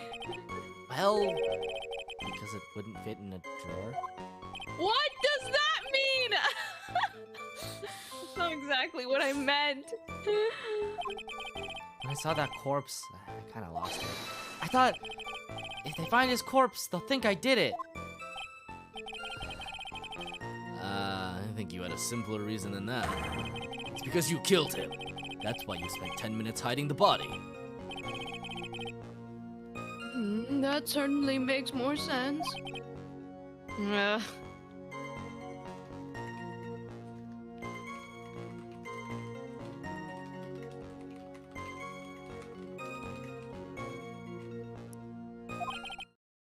Hold on. 10 minutes? What is it, Nick? I just had a thought. Under those circumstances, would you normally try to hide the body? And spend 10 whole minutes to do it? Under those circumstances? What circumstances? Oh! Hey, Nick, if you think his behavior was so strange, why don't you present some evidence that would show just what those circumstances were? That's it. I'll take a look at the court record and present some evidence. We heard this from Mr. Delight yesterday, didn't we? There's not much in this testimony either. I bet you he's still hiding something. I wouldn't be surprised. We'll just have to draw it out of him. I just hope he doesn't make things any more complicated. Oh, he will. Oh, he has.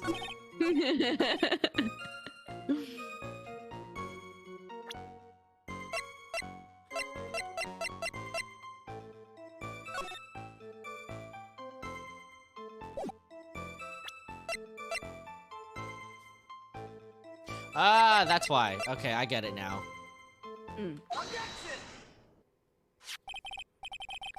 Your Honor, could you please take a look at this record?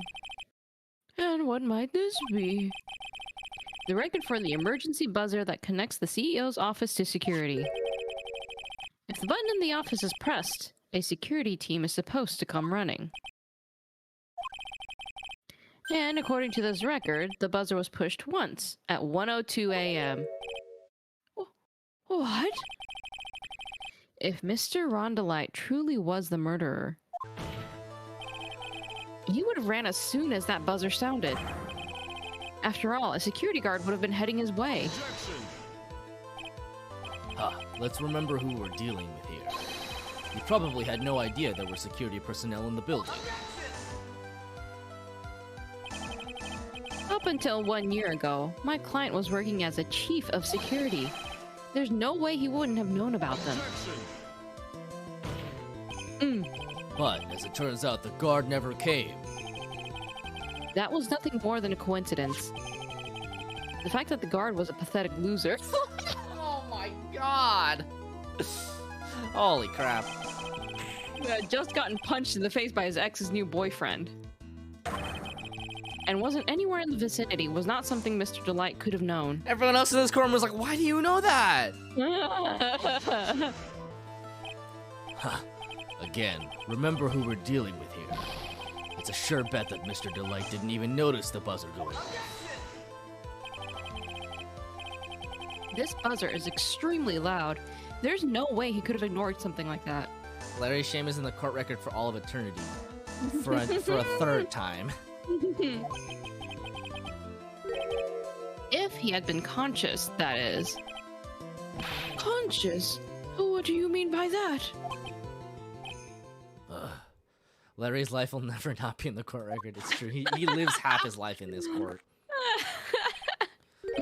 Fine. Let's hear your theory. Recall the defendant's testimony.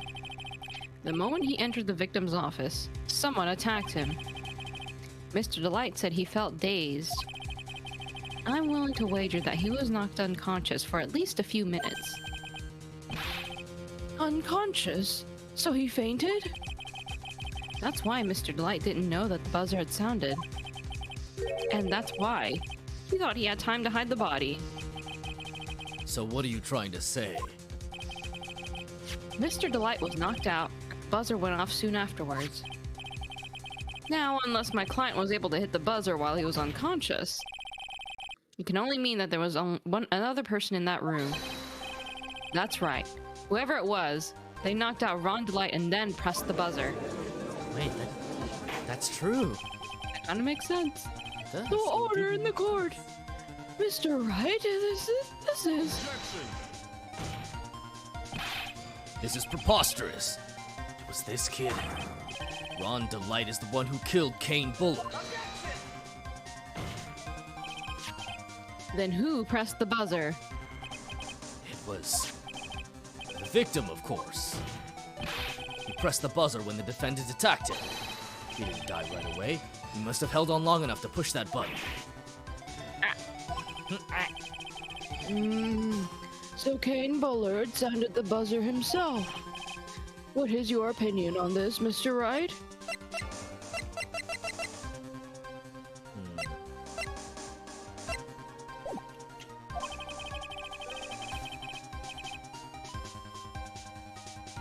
I need to prove that the real criminal was there at the scene, but how? Can I prove that it wasn't Kane Bullard who sounded the buzzer? The defense's opinion is this, Your Honor.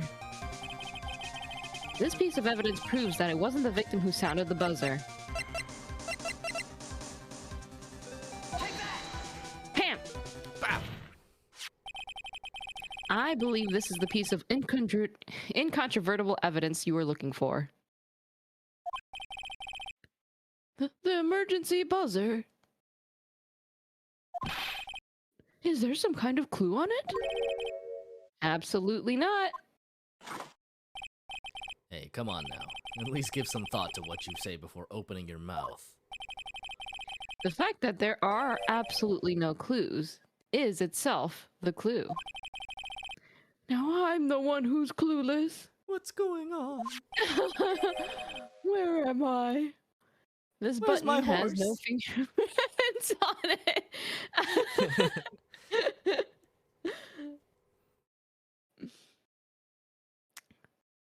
This button has no fingerprints on it. If Mr. Bullet had really pressed it himself, naturally he would have left his fingerprints behind. Oh, gross, that dude spit coffee everywhere. Ron Delight obviously wiped them off. Why would he? A guard could have come in at any moment. He touched that button, I know he did. The defendant, Mr. Delight, was dressed as Mask to Mask. And Mask to Mask always wears gloves. What reason could he possibly have had to wipe the button free of fingerprints? Order! Order! Order! It would seem I've been forced to eat crow. What? I wonder what blend number crow flavored coffee is.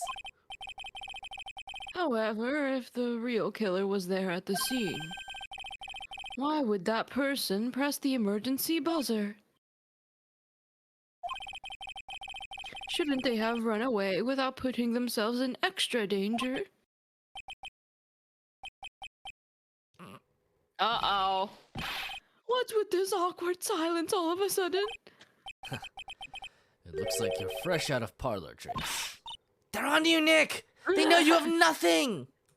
Make something up! Just give me a minute to collect my thoughts. The real culprit killed Mr. Bullard at around 1 a.m. And Mr. Delight just happened to waltz in when the murder was taking place, right? The killer clobbered Mr. Delight and then sounded the buzzer. Even the security was supposed to respond right away if the buzzer was pressed. Security was supposed to respond. Time's up, Mr. Wright. Let's hear what you have to say. Very well, then. Oh, you've got some guts. I like that in an opponent. Why did the real killer sound the emergency buzzer? To find out what it did. What this? Probably to call the security. Yeah. The killer knew that if they pressed that button, a guard would come running. And that was exactly what they wanted. Do you mean to say the killer called the guard on purpose? Yes. Although, as it turned out, he never showed up. Because he's a stinky old butts. It's Wendy Oldbag, who is now on vacation after fulfilling her assassin's contract. I got him! I hit him! Because he was getting his clock cleaned at the time. Man, what a loser.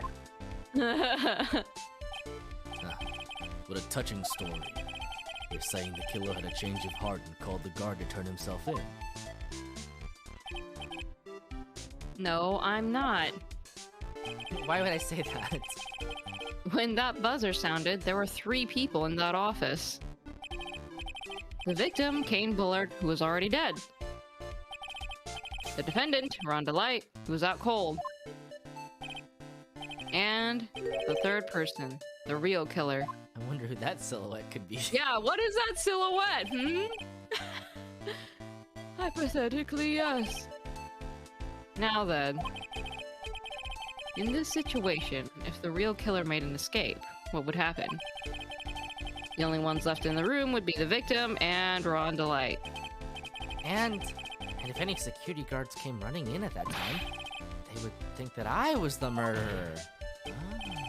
Yes, that was precisely the real killer's objective. To frame Rhonda Light for the murder.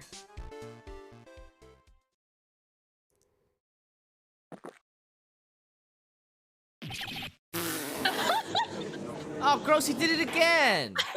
He took a sip just to do it!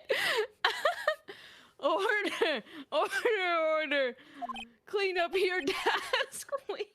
Bailiff, call the janitor! It would seem I've been made to eat my words once again.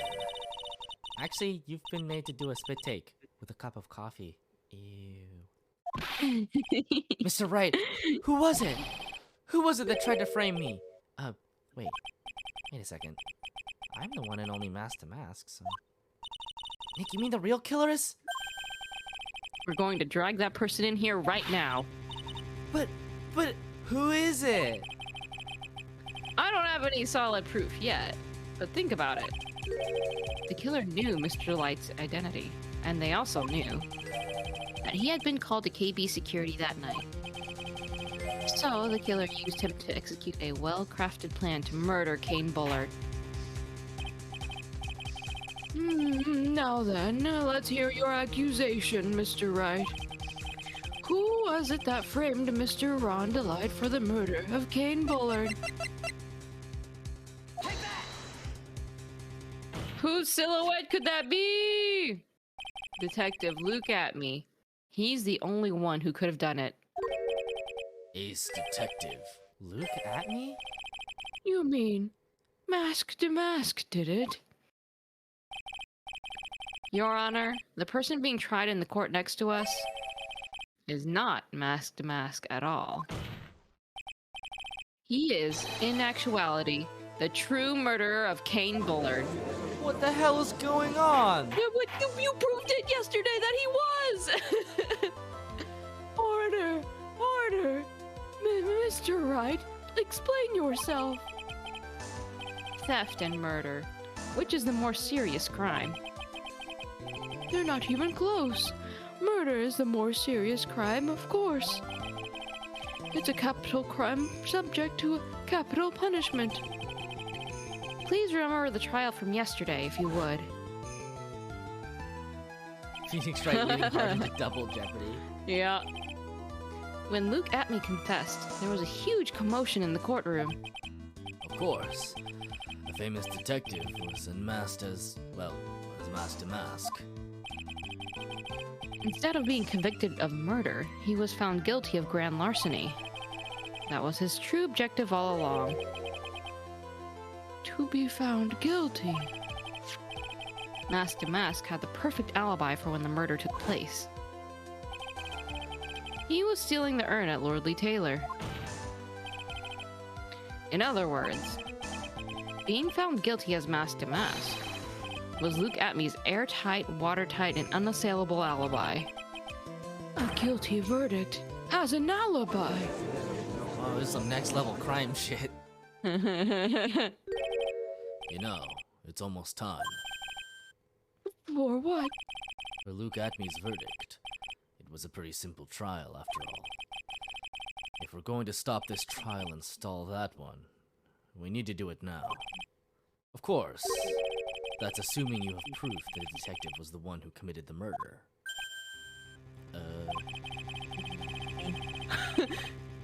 Mr. Luke Atme's trial has indeed attracted the attention of the entire country.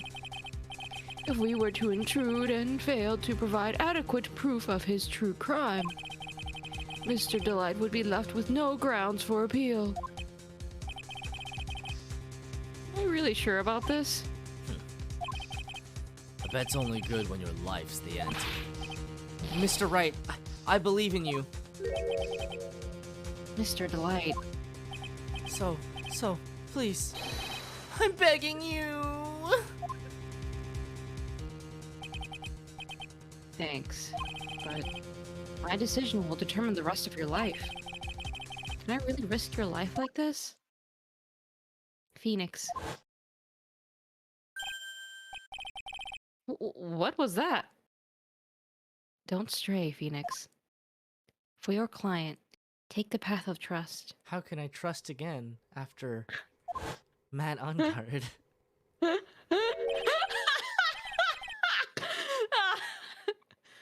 That voice, it sounds like Mia. Your Honor, the defense requests an immediate recess. Ha! So that's your answer, huh? Very well, I've decided as well. This court will now take a 20-minute recess. Mr. Wright, when we return, please summon Mr. Luke Atme to the stand. Yes, Your Honor. Ooh. Getting October 14th, spicy. 11:58 a.m. District Court, courtroom number 5. He's the prosecutor. Well, Sir Detective Acme, I have to say, Mr. Payne, you performed splendidly. oh no, Sir Detective Acme, you were the one who... Oh my god. Oh! That's enough! This court sees no reason to further prolong this trial. This court finds defendant Luke at me. Hold it! Wait! Don't hand down your verdict yet, please. Well, well, sir lawyer. Welcome to my courtroom. This ain't your courtroom. Who's this hosiery? My name Why is is he Phoenix Wright, Canadian? attorney at law. We're one courtroom over, not in another country. There is more than one Udgy. Apparently. And I wish to file an accusation against this man. Look at me. Accusation? You accuse Master Mask? That man is not mask to mask. He's just a ruthless murderer. What? What the hell is going on in this courtroom?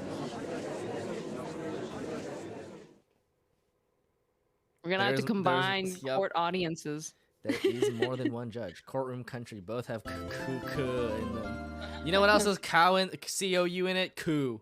The word coup. All right. I assume you're gonna be good for the rest of the trial, right? Yeah, I'm feeling good right now. All right. Well, let's take a little break here during the recess, and we'll get back to it.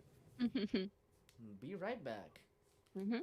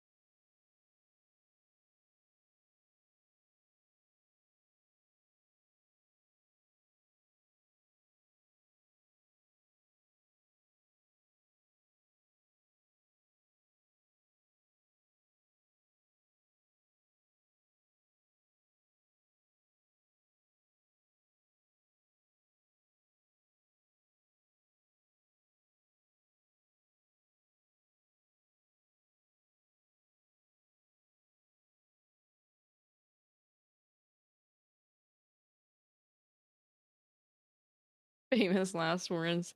We'll just finish up this trial real quick and then Renu can get some sleep. 8 hours later. That's so funny.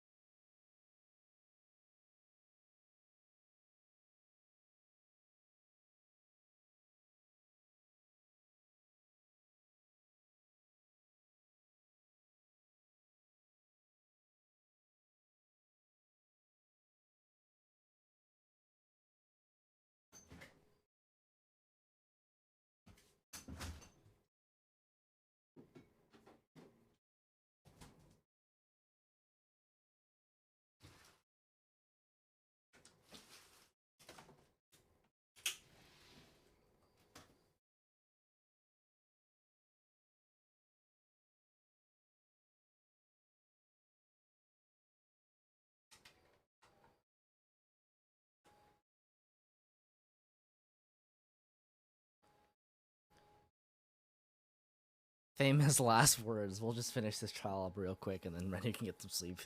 Don't call me out like this. Don't call me out like this. Terrible. Alright, let's go. Let's get it. Let's get it.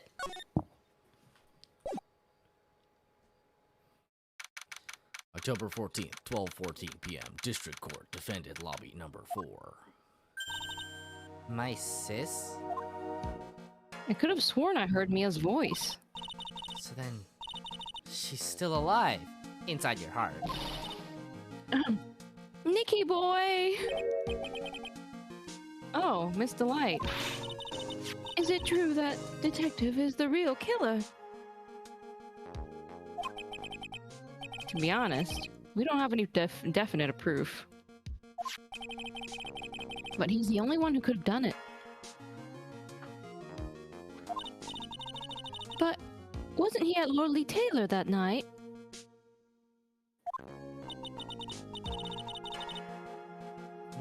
Not to mention, we don't exactly know his motive. I mean, why would Detective Atme want to kill Kane Bullard? Oops, it's almost time. Better get back to the courtroom. I need to find some solid proof. Yeah, you do. And it's gotta happen sooner rather than later. Was she watching the trial or not? Because if so, doesn't she know that Ron has been lying to her? Right, that's what I'm wondering too. Very good question. Who's to say? Because the whole time he's like, don't tell Desi, but if she's in the gallery. October 14th, 12:21 p.m. District Court, courtroom number 6. Up. Now this is the case of Look at Me. Now then, this court is back in session. Mr. Look at Me, please take the stand. Well, well. How do you do, sir lawyer? I never would have thought to see you acting so recklessly. I couldn't let them hand down your verdict just yet. Not when it would have given you your perfect alibi. An alibi by the name of Mask to Mask. I'm sorry. I'm afraid even the great Luke Atme has no idea what you mean. Of course, I have been in the next courtroom ever since 10 o'clock this morning. I'm afraid there's no way I could know what's been going on in here. You've been in the defendant's seat all day long, correct? Being tried as Mask to Mask. Indeed, it's truly child's play to fool the ignorant masses. Not only did the poor fools ask me to protect their valuables, they even gave me a generous reward upon returning their own property to them. Take this red diamond ring that sparkles upon my divine finger, for example. So you continue to insist that you are, in fact, Mask to Mask? Of course. Very well then, Look at Me. Let us begin with this simple question. On October 12th at 1 a.m., Kane Bullard was murdered.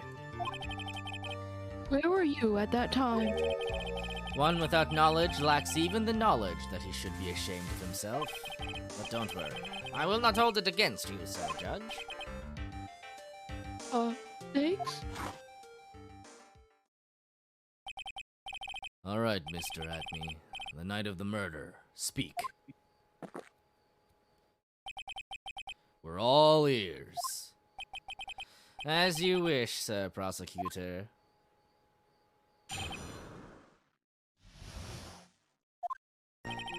I was stealing the urn as Mask to Mask, just as I announced I would. I had more than enough time to prepare. It was a pathetically easy job. The photograph contains no words, but in this case, one turned out to be my witness. The time at which the camera captured Mask to Mask was the same time as the murder.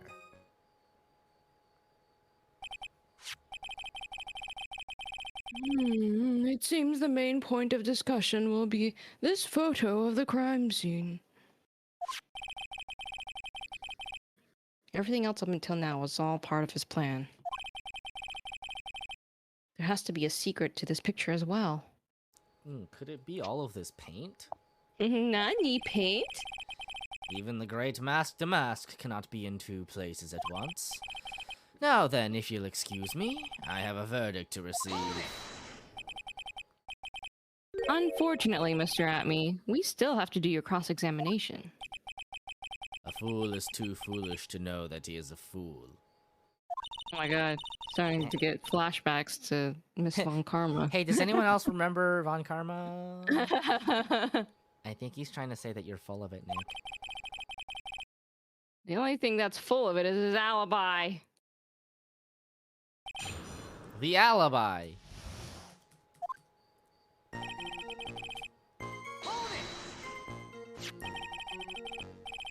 So this photograph is the proof, right? Indeed it is. And the man in the photo is certainly wearing a mask. And that is why I am called Mask Damask. But conveniently, that also means that there's no way to tell who this really is.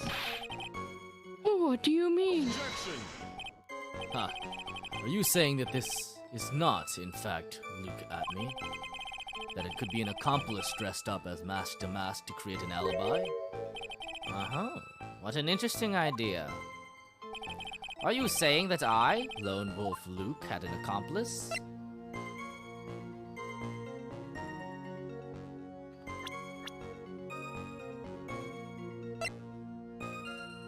Nope. If Luke Atme was at KB Security during the murder, then the Mask Damask in this picture has to be a fake. Then there really was an accomplice. But right now, I have no idea who it was. Huh. I don't have any idea right now either. Baseless objections are just what this guy wants. There's got to be another way, and I'm going to find it.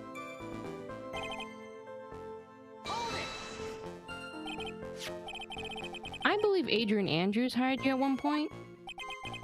That's right. That was over 20 days ago, if I'm not mistaken.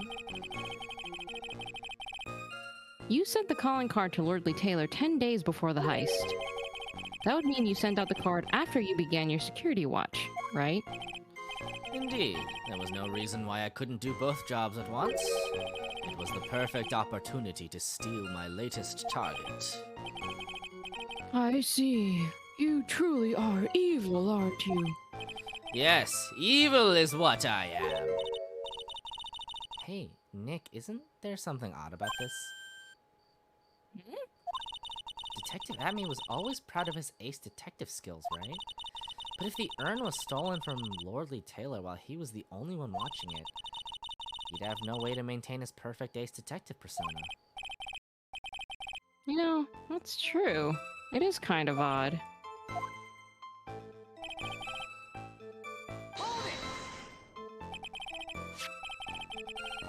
So, by photograph, you mean this piece of evidence here, is that correct? Indeed it is. That is it. The very thing that proves I committed the crime. The very thing that proves you committed the crime. When you think about it, it's really odd. You say that almost as if you had this picture taken on purpose. He was simply caught by the very camera that he had set up. We all have days like that. Indeed, it turned out that there was no such thing as the perfect crime after all. Life is truly an ironic thing, a sad blue melody. Looks like I'd better gather more information for now. If he's truly the killer, there's got to be something phony in that photo.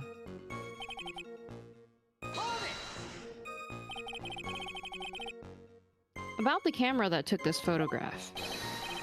Oh, come now, it's all too clear what you're thinking.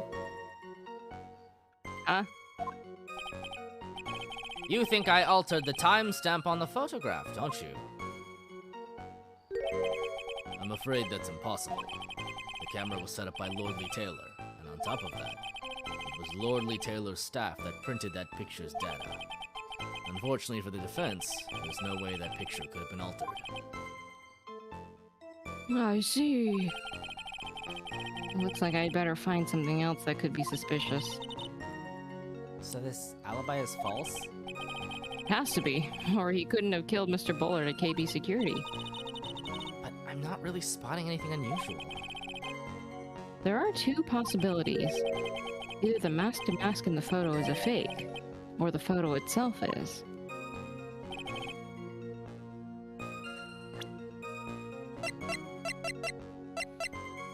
Let's take a look at the photo again. Where is it?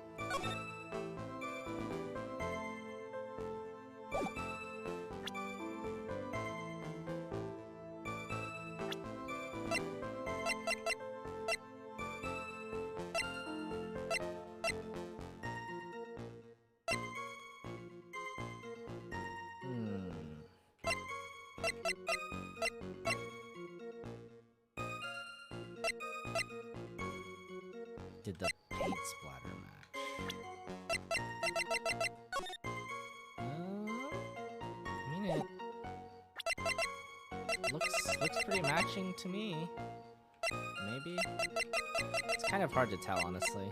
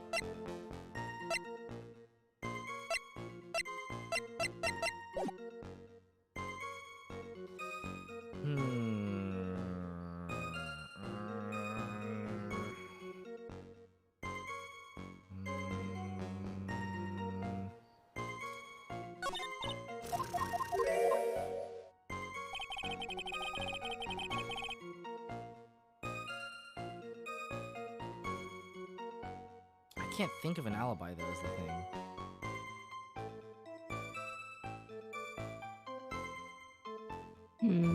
Maybe it has something to do with the fact that that statue had to be moved back and forth. Like, Adrian made a point of saying, like, why would I have moved the statue after breaking the urn and hiding the paint splatter? Maybe we'll just, like, press everything again. Indeed it is. That's why he's called Mask to Mask. Objection! Oh, this was the alibi one. I don't think so.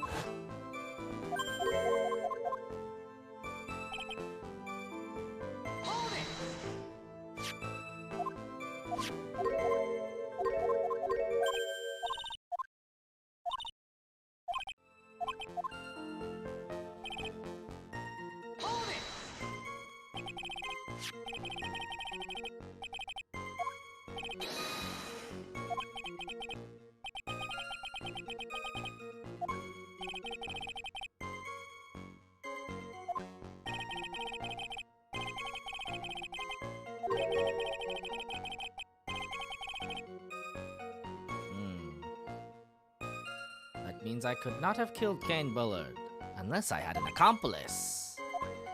Come on, think long and hard about that night.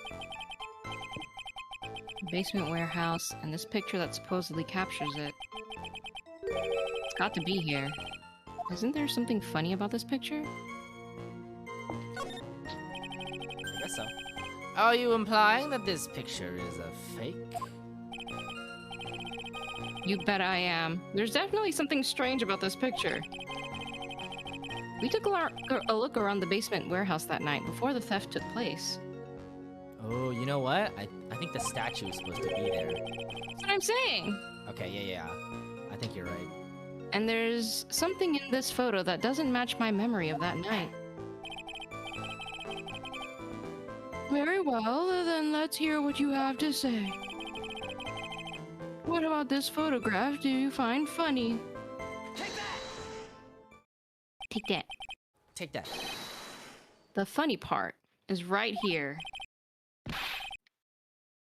Why, this is a blood stain. Blood. Now this case is getting interesting. Oh All right, my. Judge. Chill your grill. Holy. Blood for the blood god. Not exactly. This stain is actually pink paint. We're not in the Danganronpa universe where that would represent blood. Oh, just paint. And peach colored at that. What? From blood to peaches. The judge sure loves going on his wild tangents. The problem with this photograph is not the paint. The problem is, when you consider the layout of the basement warehouse, it turns out that something that should be there is nowhere to be seen. Well, Mr. Wright? What is supposed to be in this picture instead of the paint stains? The supervisor of the treasure exhibit stated the following. Well, there's a good reason for that. On the day of the crime around noon, the gold statue just happened to arrive from the mountain training hall. I realized that the statue would be the perfect size for covering up the paint stains. That's why I put it where you first saw it. I myself was there the night the theft took place, and saw the statue in that spot. If this picture was truly taken on that night, then that statue should have been there. But when I went there the day after the theft, that statue of the old bag was sitting in the corner. That's my grandma! Yeah, how are you calling an old What bag? are you calling an old bag? Perhaps it was somehow pushed there accidentally? Gato says, the statue of that old bag, and you just hear, did somebody say old bag? Manifests. Your Honor, this statue is slightly larger than yourself and quite heavy. It would take more than an accidental push to move it that distance. Yeah, an accidental push. If you were a fighting game character. Huh. In that case, can you prove it? Can you give us the rhyme and reason as to why that statue was moved that night? Can you do it, Nick? Never mind who moved it. The real question is, why did they move it? The wind rustles the papers in the courtroom, whispering, "Whippersnapper, whippersnapper." Well, Mr. Wright, I hope you are prepared with your answer. Now then, who was the one that moved the golden statue on the night of the crime? Me. Me, I did it.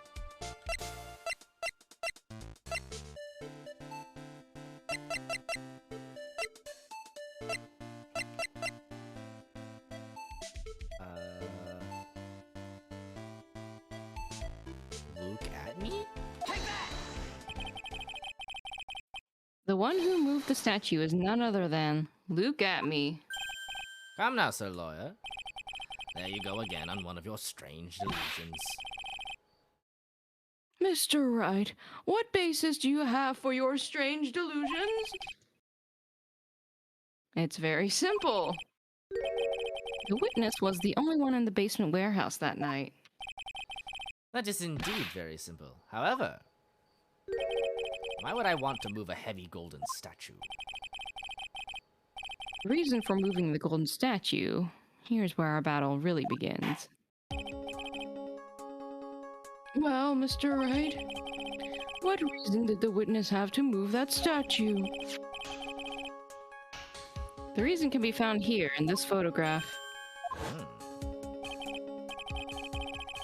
Look at me. You pretended to be mask to mask. To create an alibi by showing you were at Lordly Taylor that night. But this photograph contains a single fatal flaw. If the statue had been there, your lie would be exposed like cheap film at a drugstore. That is why you had to move the statue. A single fatal flaw? Interesting theory. Please enlighten us.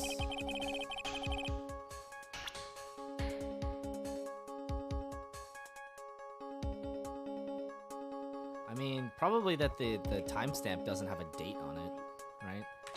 Oh. Naturally. The lie in this photo is the timestamp. What do you mean? I'll tell you exactly what I mean. On the night in question, Luke Atme went to KB Security and murdered Kane Bullard. Therefore, it's obvious. It would have been impossible for him to have been at Lordly Taylor at this time. Where's this guy going with this? Yeah. But what does that have to do with the statue being moved? Remember, if you will, Your Honor. When was this statue placed beside the warehouse door? Well, The statue was taken down to the warehouse on the day of the crime. It was placed there in order to cover up the paint. exactly. Luke Atme had already decided on the time when he was going to kill the victim. And so, in order to create an alibi for that time, he took this picture days before the murder took place. What the? Of course, the statue hadn't yet been brought down to the basement warehouse yet. Oh. So, on the day of the crime, Mr. Atme must have been quite nervous. As nervous as a long-tailed cat in a rocking chair factory, so to speak. So to speak. Why? Because something that wasn't supposed to be there had been brought down and placed where it wasn't supposed to be. And that is why Luke Atme had to move the statue on the night of the murder. He did it to make the room match with the way it had been in the photo.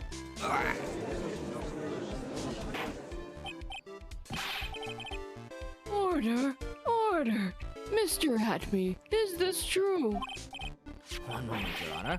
Have you forgotten this?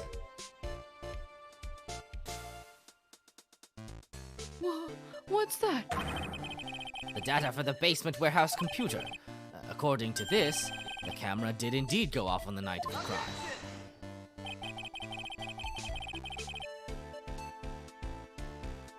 It's true that the camera had been set up by the Lordly Taylor staff. However, the program used to manage that data was yours.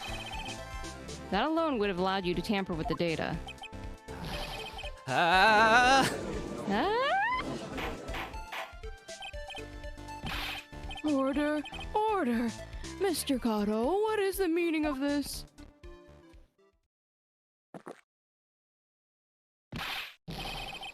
Kato, I warned you about making me wait. Now put that coffee down. My 11th cup. Oh, I promise to drink no more than 17 during the trial. Which means I'm still good till the last drop. however, the defense has a very good point. Good point. So what? We're all but travelers on a road of infinite points. I think he's got his points mixed up with his other points. So you say this photograph was taken ahead of time, and that the statue was moved in order to make it match. It's a very interesting idea. However, there's one point that can't be denied. Which is? That it's only a possibility. Men that are trapped by the chains of maybe can never reach their dreams. That's very true. No way, don't fall for that, Your Honor. Hey, Mr. Damask. Yes? If there's no funny business in your actions as Masked Damask, there should be no problem with you telling us your strategy. So let's hear it. Yes, please provide this court with your testimony about your plan to steal the sacred earth. Witness testimony. I first received the request from Lordly Taylor about 20 days ago. The urn was placed in a box, and Zvari, it was then sent to the warehouse. Hence, I was actually unable to see the urn for myself until the day of the crime. I knew it was an extremely valuable treasure, so I sent my card 10 days beforehand. I then handled security by myself to ensure that my crime would go smoothly. At last, I held the urn in my hands for the first time at 1 a.m. on October 12th. That's pretty much all stuff we've heard before, isn't it? Yeah, but we will find the truth hidden in the nuggets of new information he gave. Witness, you're sure there are no mistakes this time? Zvari. Very well, Okay. then. I'll take that as a yes. Mr. Wright, you may begin your cross-examination.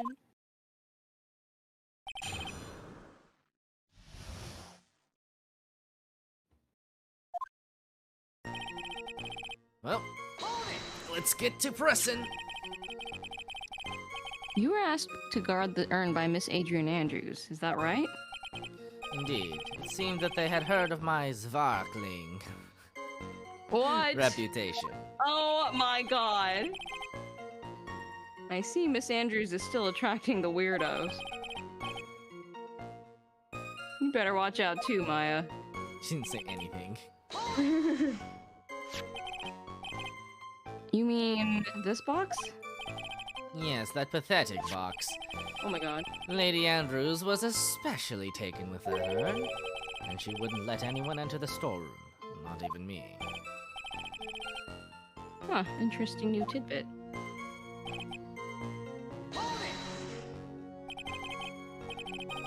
So you're sure that you had never seen the urn before? Indeed. You may ask Lady Andrews to confirm for yourself. My security was focused entirely on the entrance to that warehouse. However, I, Luke Atme, let no information whatsoever slip through my fingers.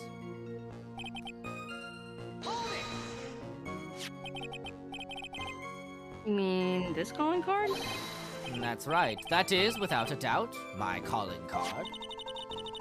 I guess Mr. Delight didn't make this after all. Of course, because Atme knew about the emblem. Making this card authentic would have been child's play for him. He was also the lead detective on the heists. He probably Right. has seen the calling cards. Mm-hmm. Then no one entered the basement warehouse. Unfortunately, there were many different treasures being taken there. Thus, for a period of approximately 5 days, people were indeed going in and out of the warehouse.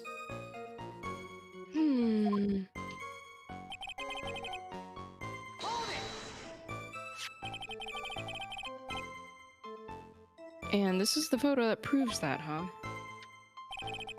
Indeed. To be honest, even if a photo was taken, I didn't think it would matter terribly much. Hey Nick, if this photo's a fake, Detective Atme might have stolen the urn whenever this was taken. That's true. You know, he's been saying that he never saw the urn until that night. If we can prove that he's lying there, we can wrap this up and put a bow on it. We need to take a good hard look at the court record. Not a lot to go on, is there? This deck has been covering his tracks. There's only one thing we need to prove in this cross-examination. That he took this photo well before the actual night of the crime. Alright then, how do we do that? There's one thing that Atme stated very clearly. That he had never seen the urn before he stole it. never seen the urn before, you say? We need to prove that he's lying. Yeah.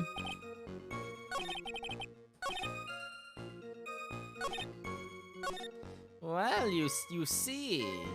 If I recall correctly from your calling card, you called it a speckled urn, didn't you? Oh. Mr. Atme, if you really are Mask to Mask, then you also wrote this calling card, correct? But of course. Is there a problem with that calling card? Allow me to read a passage from the calling card that Mask to Mask had written. Take good care of the speckled urn. Now, the speckled here surely refers to this pink pattern on the sacred urn. Yes, that is true, but so what? Truth be told, there is no way that Mask to Mask could have known about this pattern. What do you mean? This pink spotted pattern on the urn is actually nothing more than paint stains. Paint stains? And these stains did not appear until after the urn had been taken to Lordly Taylor. I'm not finding this joke to be very funny, Mr. Trite. The day that the sacred urn was taken to the warehouse, the urn was broken due to human error, or should I say an error-prone human. Just take a look at this. Flashback. And that's when the pink paint got on the urn. You can't be serious. And yet this calling card clearly mentions the paint pattern. Which means Detective Atme had seen this urn long before the crime ever took place. In fact, he saw it when this fake photo was taken. And because this photo is a fake, your alibi for the night of the murder no longer holds water.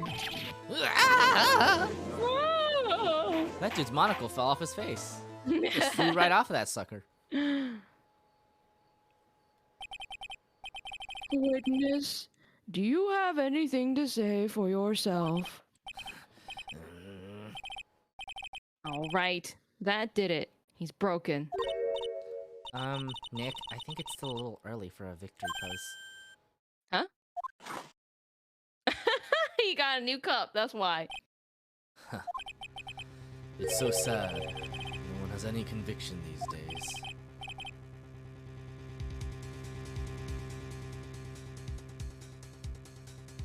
Conviction, you say? Yesterday, we all decided unanimously that this man was Mask to Mask. Now we're calling him a murderer. You don't think we're being a tad fickle?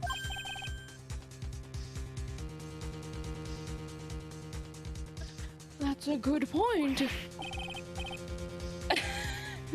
No way. Don't fall for that too, Your Honor.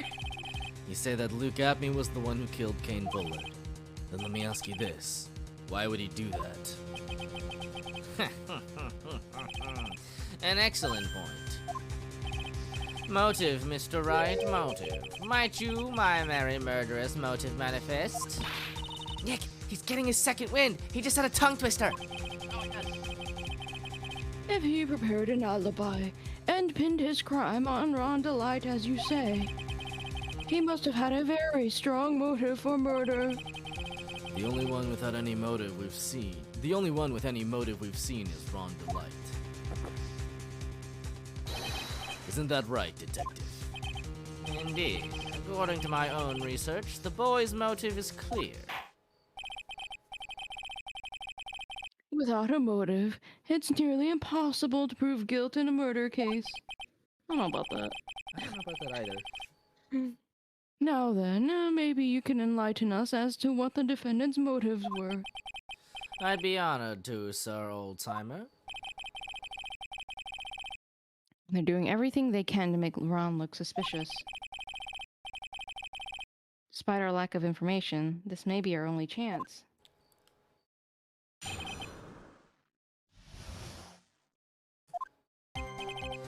I, Luke Atme, had no points of contact with the victim whatsoever.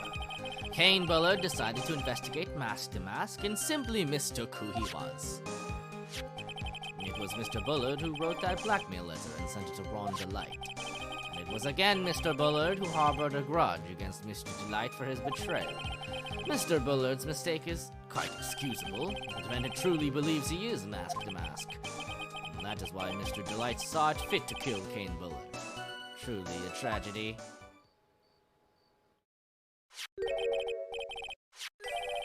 So the victim, Kane Bullard, blackmailed the defendant. This is the blackmail letter found in the defendant's department. A handwriting test confirms that Mr. Bullard was indeed the one who wrote the letter. What? Blackmail letter updated.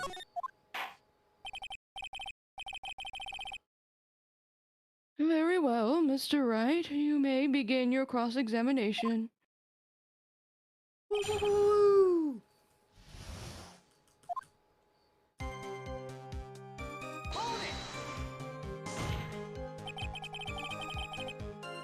And who in the world is going to prove that? I will. Oh, okay. Oh, well, if you're offering. After doing a thorough background check of Detective Hatme and Kane Bullard, we were unable to find any links between them. It's all in the report. Perhaps they were connected through their work. They were both involved in security. Nope. That was blunt. In any case, the only one with a motive was Mr. Delight.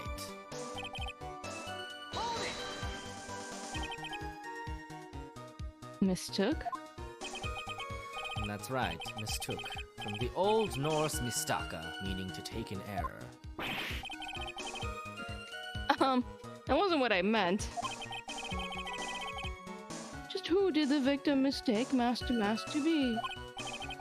Why, the answer is obvious. Ron Delight, of course. Boy, I'd like to wipe that smug look off this guy's face. Why would the victim mistake the defendant for Mask to Mask? Don't you already know that? Zvani, take a look at this newspaper. Oh, that's the famous Tear of Emanon. A magnificent jewel. That photo shows a magnificent detective as well, does it not? Furthermore, it also shows an ugly guard, namely the defendant. Wow. This is the defendant. The victim clearly misread this article in Zvani and got the wrong impression. The impression that this ugly security guard was in fact Mask to Mask. Wow, you're not gonna be so mean. Mean? I see. That was an unusually reasonable deduction.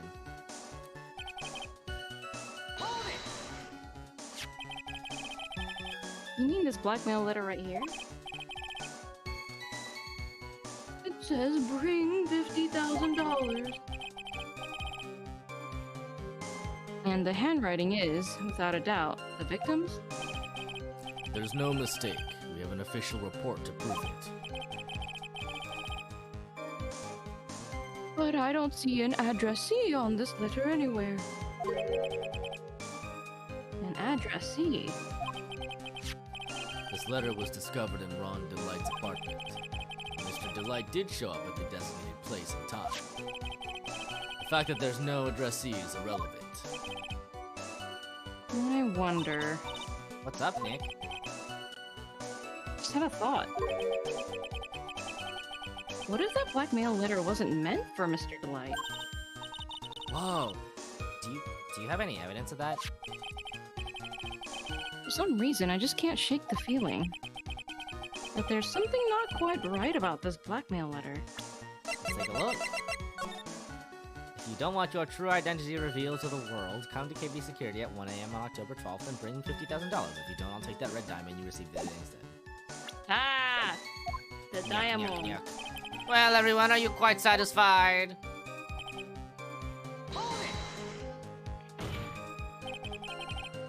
What do you mean by that?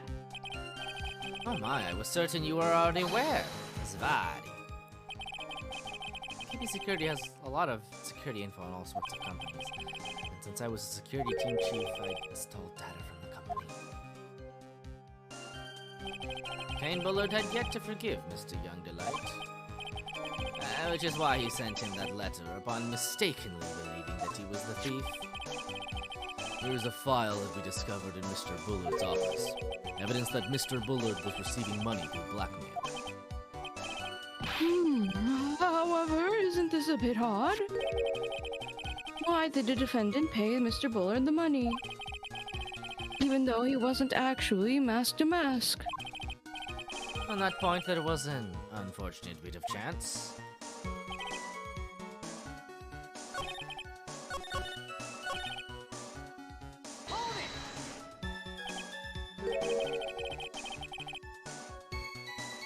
Do you really think that story is going to hold up?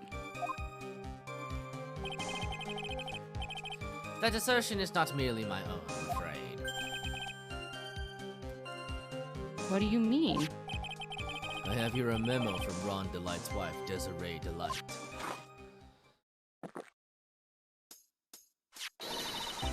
Ronnie thinks he's mask to mask. Don't you feel sorry for him? Please don't think too badly of him.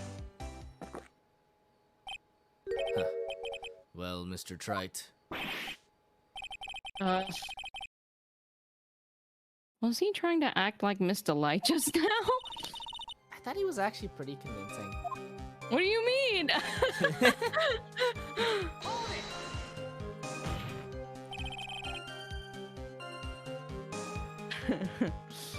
Now that's just your imagination talking. Come now, sir, lawyer. I'm afraid imagination isn't the right word for it. This is a deduction, the result of a carefully applied reasoning.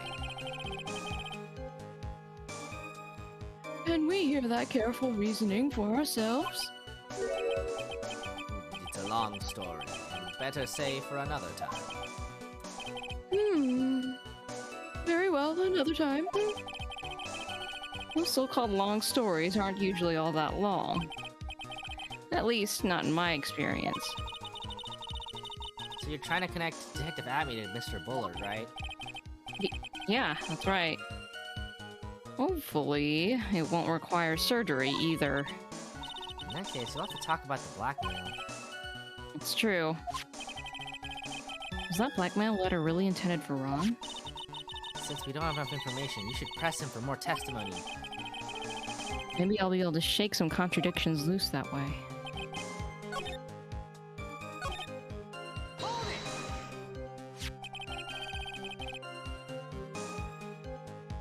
You mean this blackmail letter right here? It says bring $50,000. And the handwriting is, without a doubt, the victim's.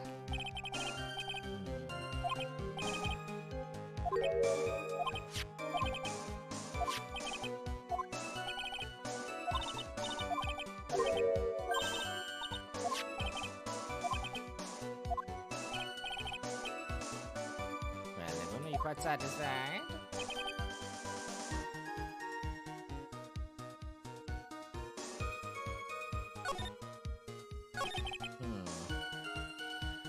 Well, I'm assuming that we will have to present the letter at some point.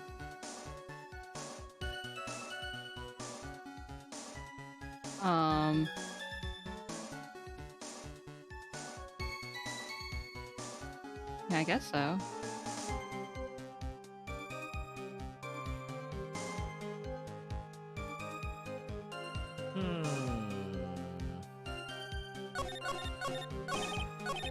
Well, okay. Let's just try it then. Ah, music stopped. We good. We Gucci. Mind if I ask you a few questions, Detective Atme? Well, if it's just a few, I guess it's all right. When you said that this letter was addressed to Ron Delight, I couldn't help but notice one major contradiction. Contradiction? I don't know where a walking contradiction like you gets off saying things like that. Excuse you. You're one to talk. At times like these, men are made to express themselves with their fists. Why don't you show us what you've got there, Junior? Indeed, time to man up, Mr. Wright. Show us the contradicting evidence in the content of the blackmail letter. Get in there. Get in there. Let's see. Where's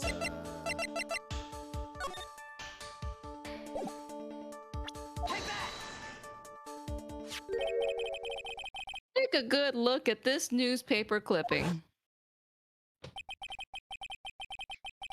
It contains a picture of the tear of Amnon, the stolen jewel. What about it? The problem is this jewel's color. color? I'm not much for discussing color myself. According to the clipping, the color of the stolen jewel was blue. However, in the blackmail letter, a totally different jewel is mentioned. I'll take that red diamond you received the other day. Red? Which means the red diamond described in the blackmail letter is not the tear of Emanon that Master Mask stole at all. Wait, that's true. Red and blue are different colors. And your point is, Mr. Trite, so you're trying to say that this blackmail letter was intended for someone else. That is what you're trying to say, right, Trite? Wow. That is what you're trying to say? Right, Mr. Wright? Well, that's what you're trying to say, right, Nick? Oh my god. Yes. Yes.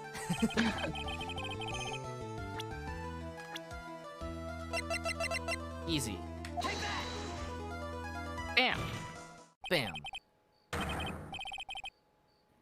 Naturally, it was you, Detective Atme. Do you have some sort of basis for that claim?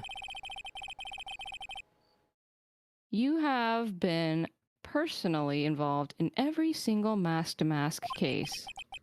And in the last case, you recovered what was stolen. And received a jewel as your reward. A jewel? Probably the one wrapped conspicuously around your finger. That red diamond ring.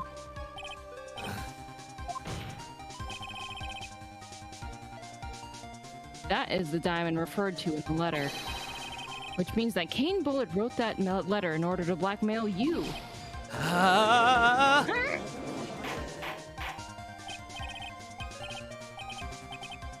Order! Order in the court! It seems you've gone too far with your childish pranks, Mr. Trite. Oh, I don't like the way you said that. Kane Bullard blackmailing Luke at me. Are you for real? Yes, I am. Nick, come on, stand up to him. Don't be a wuss. I did. Then answer me this. The blackmail letter contains the following passage. If you don't want your identity revealed to the world. Yes, it certainly does. Kane Bullard threatened to make Luke Atme's identity public knowledge. An identity he wanted to keep a secret. So just what was that identity?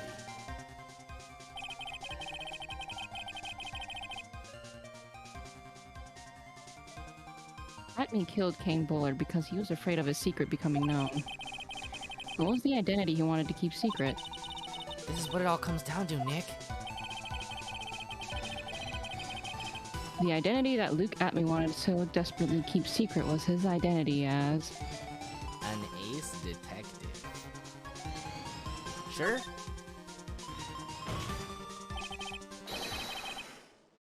Luke Atme was an ace detective.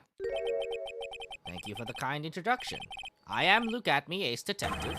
One embodies the nefarious forces of darkness, the other the angelic cherubs of light. I am completely lost. Someone get me a translator. But anyway, everyone already knows you're an ace detective. Come on, Nick, are you even trying anymore? Actually, I kind of wonder myself.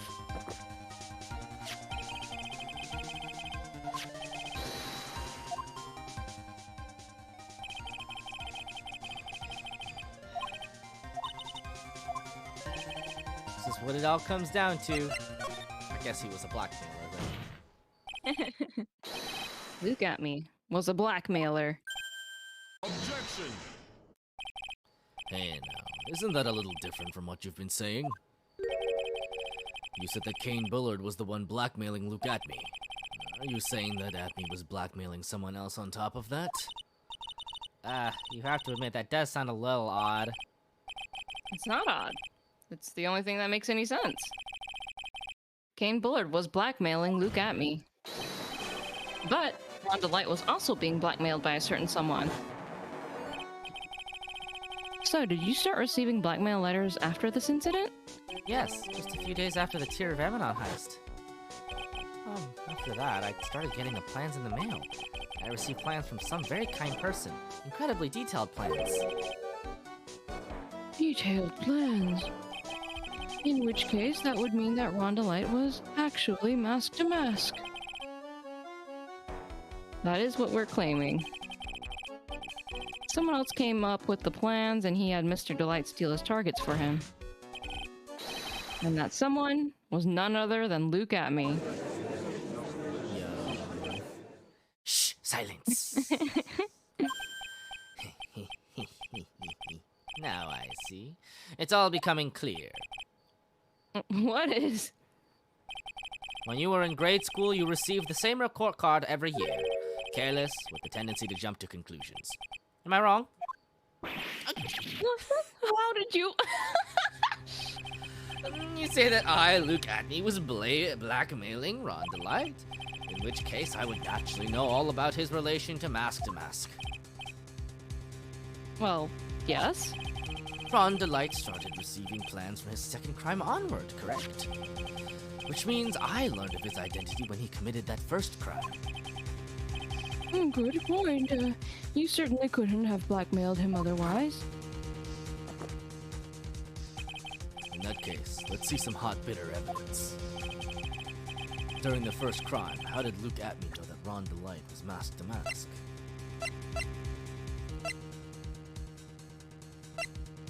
I mean, it's the newspaper clipping, right? They're in the same photo.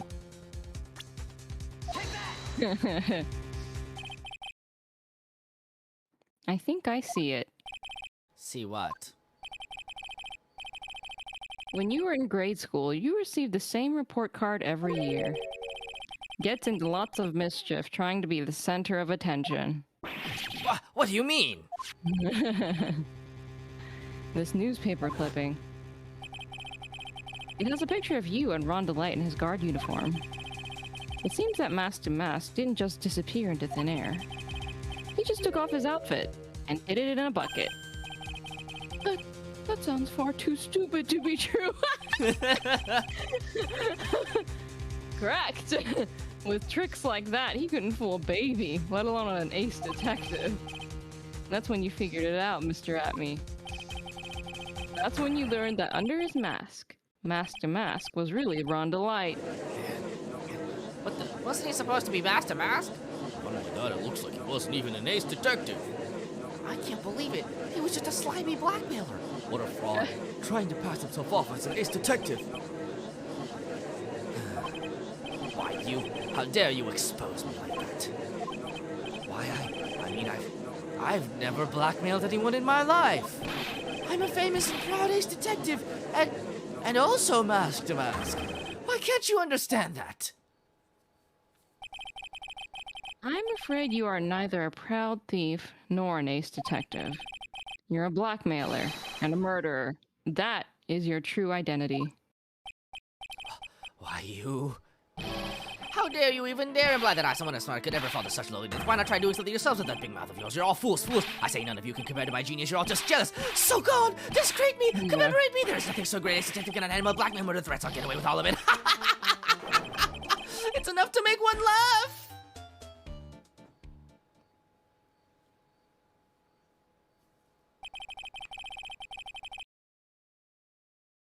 It would seem we've finally arrived at the real answer.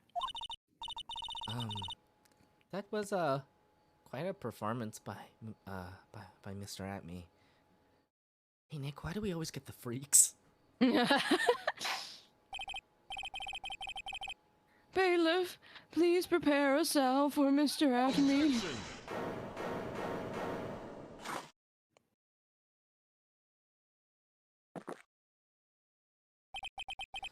The hammer that strikes too fast has no time to aim.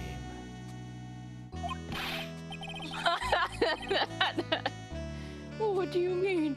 I'm already prepared to deliver my ruling. Allow me to say one thing. I will be the one to judge. What?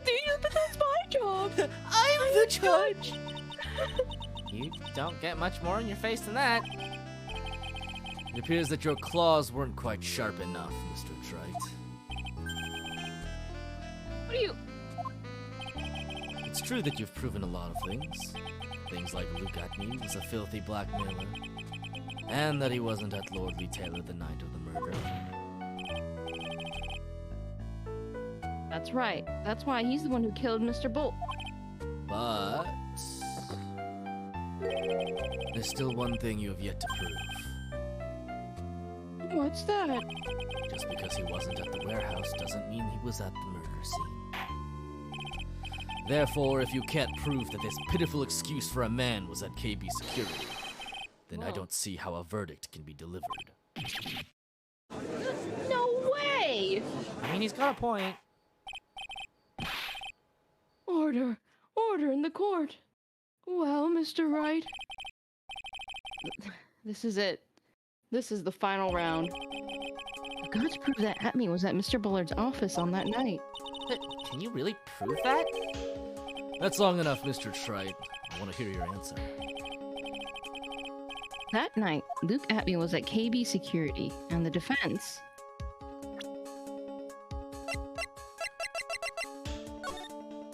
I mean, like, right? right?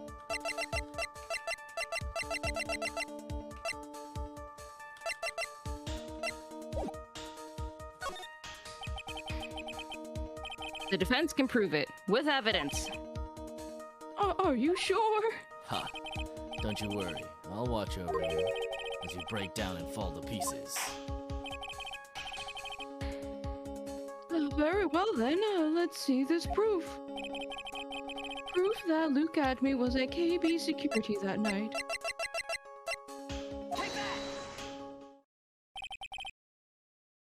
This is the proof. It's true. That is very important. However, I'm not so foolish as to think it passes for evidence here. Uh-oh. Mr. Trite, it's time you learn the true flavor of life. The flavor of my special Gato blend number 49. We got coffeed. I was hoping we wouldn't get coffee this time. Well, Mr. Wright. It's bitter. Very bitter. Come on, Nick, don't give up now. I got coffee, Maya! My hair and my suit are ruined. I guess we don't have evidence right now. Okay. I can't prove it. Just as I thought. Wow, this lawyer sucks. But, if we hear more of Detective Atme's testimony... Unfortunately, that's as far as you go, Mr. Trite. Well, what do you mean? I won't allow for any more testimony. That's what I mean. What? Have you forgotten? Luke Atme is here after we interrupted his own trial. And you have found the proof that he committed the murder. I think it's time for this witness to return to his own trial and face his guilty verdict as masked to mask. No! Well, now, Sir Lawyer, it seems that love wins out in the end after all. I am the ace detective, as well as mask to mask. My verdict will verify that. Justice Ron Delights will verify that he is the truth. I declare that with the full force of my ace detectiveness. Bro, this lawyer sucks. Order in the court. That's enough deliberation over this witness. I can't believe this. At this rate, Ron is... Don't give up now, Nick. We still have tomorrow. We can look for more evidence and... By then, it'll be too late. Huh? Why?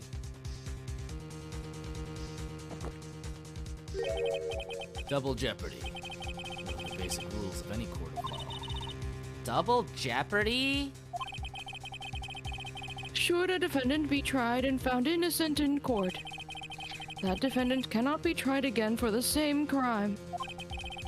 This is a fundamental rule of all courts.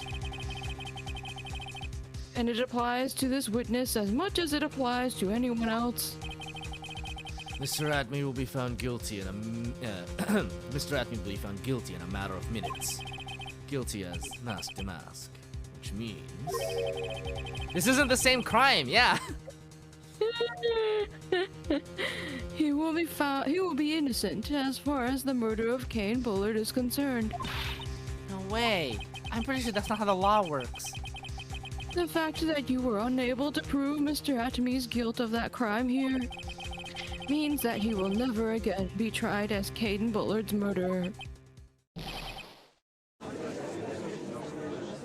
That doesn't make any sense. Does anybody know anything about the law?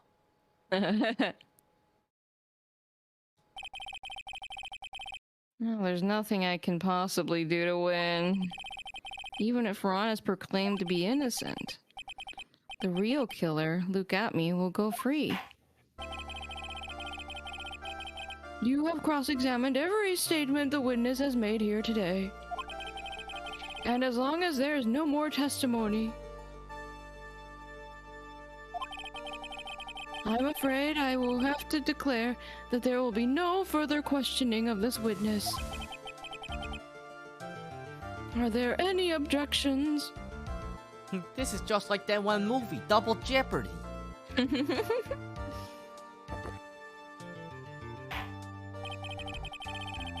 I hereby end the cross-examination of Luke Atme.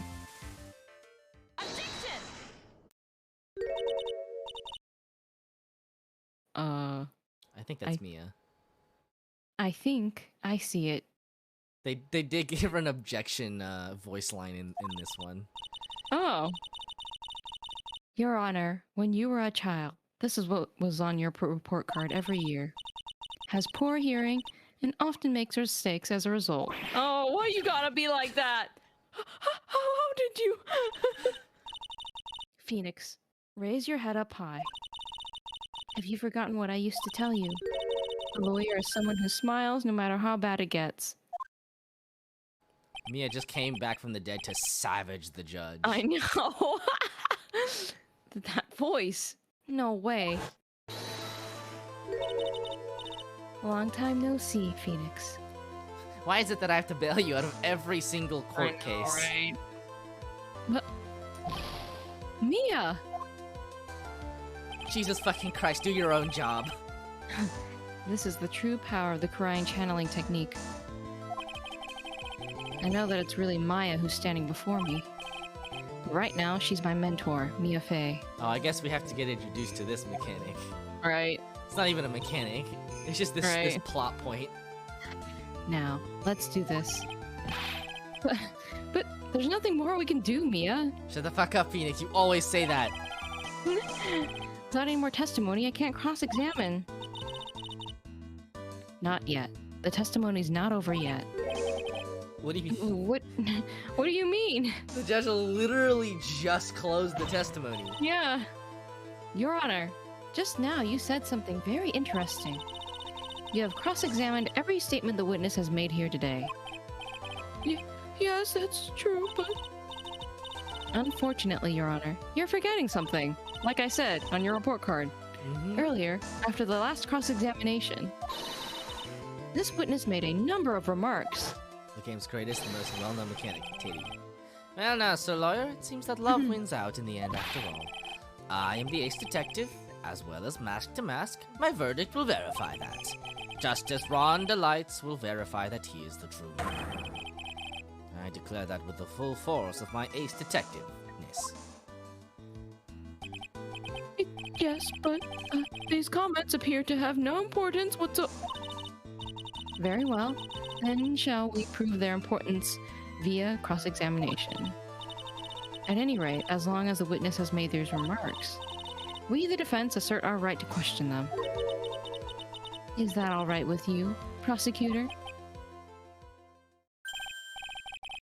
Is something the matter, Mr. Gatto? Nothing. Oh, Sir Lawyer, Yeah. it looks like you're one step too late. If you think such falsehoods will do anything to me, Luke at... Let's hear it. Oh. He's like, I just saw a teenager grow like a foot taller and giant bazongers. Your Honor, I'm having a very weird day today. It's true that the witness made some remarks. So then, let's hear this last bit of cross-examination. Mr. Gatto, what are you? Very well then, Mr. Luke at me. I'm going to allow the defense to cross-examine your earlier remarks. The defense would like to hear why you declared the defendant to be the true murderer. So please, give us one last bit of testimony. Phoenix, this is it. This is our absolute last chance. Yes, Chief? The last testimony. Ah. Indeed, it is true that I was not at Lordly Taylor. I had to leave to see about another vitally important job request. I had known about the date beforehand, so I had this photograph ready. My brilliant deduction was what informed me that the true culprit was Ron Delight. And thanks to the key card and wallet, it was abundantly clear that he was there. I was also able to make a deduction from the buzzer, which only sounded once. The button did not have any fingerprints on it. Why? The victim would have left prints if he sounded it, which means the killer sounded it. Mr. Delight was wearing his mask outfit, which is why he left no prints. And the blackmail letter, the victim likely just mistook the color of the jewel. Zvaj. Therefore, Zvaj. all the evidence points to that poor boy.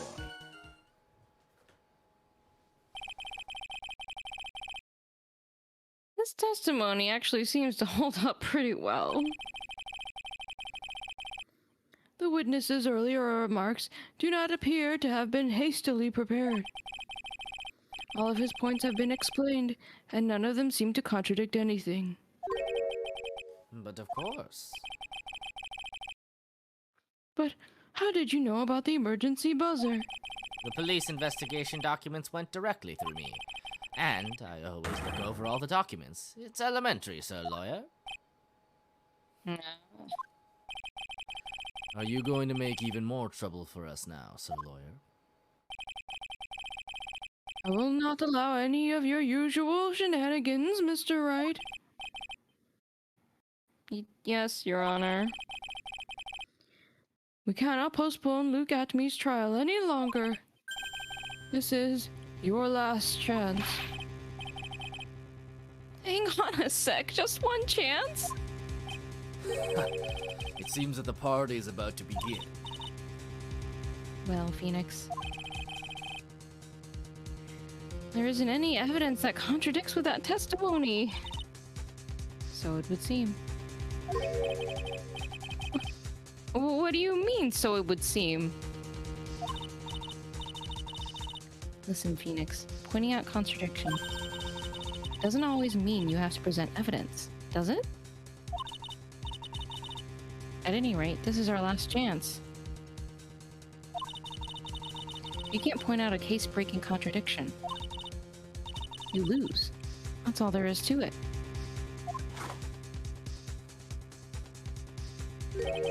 Cup number 17. The last cup. It seems like the time has come to put an end to this trial. have to find a fatal contradiction in this testimony, and I need to point it out without presenting evidence. Which means all I can do is find the contradictory remark and press it. Remember, you only get one chance. Oh boy.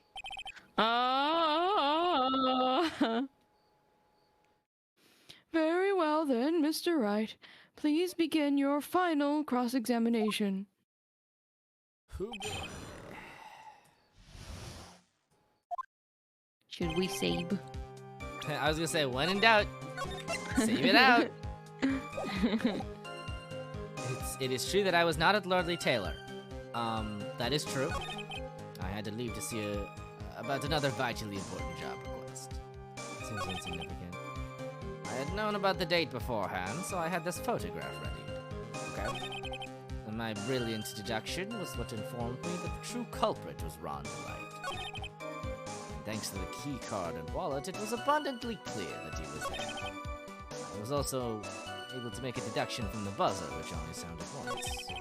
The button did not have any fingerprints on it. Why? The victim would have left prints if he sounded it, which means the killer sounded it. Mr. Delight was wearing his Hey, wait a minute. Why would you know that?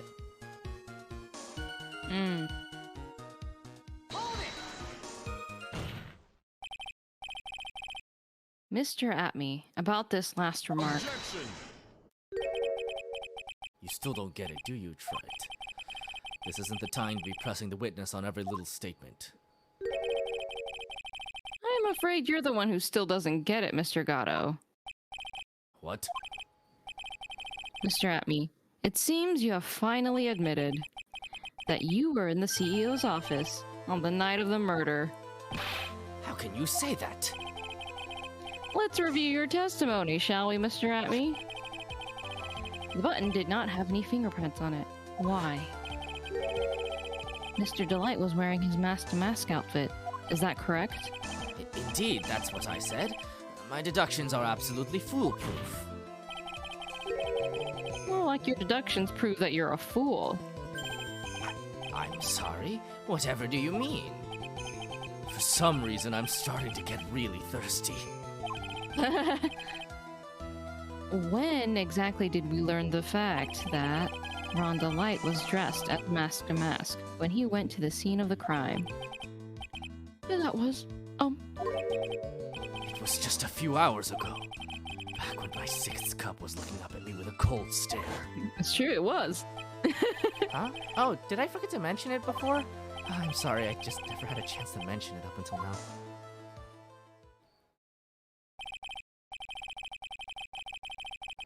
That's right. The defendant had yet to tell anyone else this fact before this morning.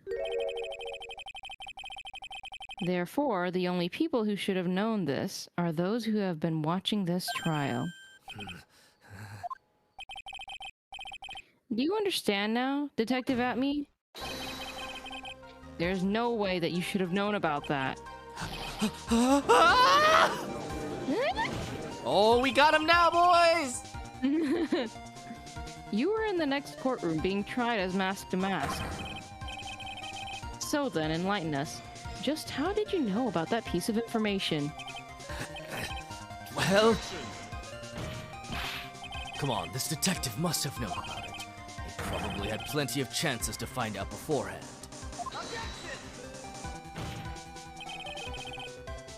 And it's those chances that I want to discuss next.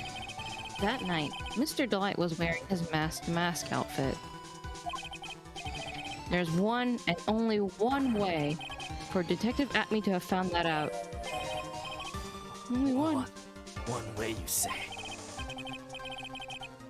Please recall, if you will, Mr. Delight's testimony. When I entered the office, there was a suspicious shadow there. For a second, my client witnessed the real killer. Objection! But Mr. Delight never saw his attacker. So there's no way to tell whether or not the real killer was Luke Atme. It's with that statement that I'll turn this case on its head. Just what are you implying? Mr. Delight saw the real killer, correct? Now, if you turn that statement around, it stands to reason that the real killer had also seen Rhonda Light. Ooh. Impossible.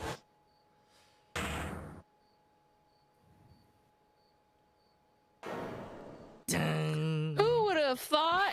Who'd have thunk it? Detective Atme, you saw Master Mask at the murder scene that night. You saw him when you killed Kane Bullard and assaulted Rhonda Light. That was the only way you could have known what Ron was wearing.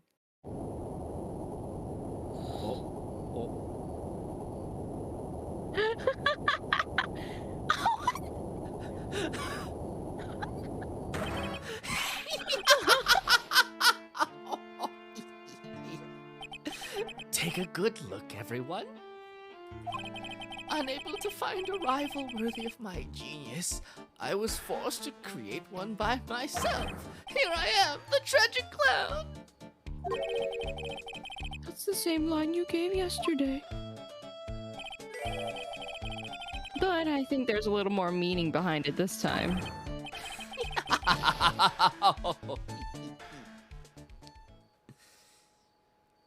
Bro, how many times he gonna snap? What an awfully complicated incident. Tell me about it. Kane Bullard was blackmailing Luke Atme, who was in turn blackmailing Rhonda Light. And upon killing his blackmailer, Luke Atme tried to frame Rhonda Light. He then claimed to be guilty as Master Mask in order to escape his true crime. And to that end, he came up with his plan to use the double jeopardy rule when making his alibi. At any rate, it would seem we finally found the truth. Excuse me? I came perilously close to besmirching the record of an innocent young man. Besmirching him with the title of murderer. Don't ignore me.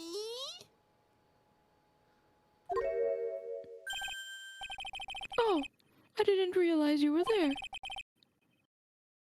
Why wouldn't he be? About the verdict? I know. You never committed any murder. That's right. I'm so glad you understand that. But, I really am Master Mask. So, thanks to that trial yesterday, I'm innocent now, right?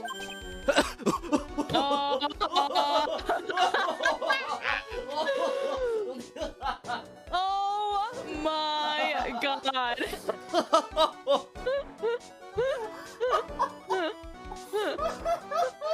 He was the real genius all along.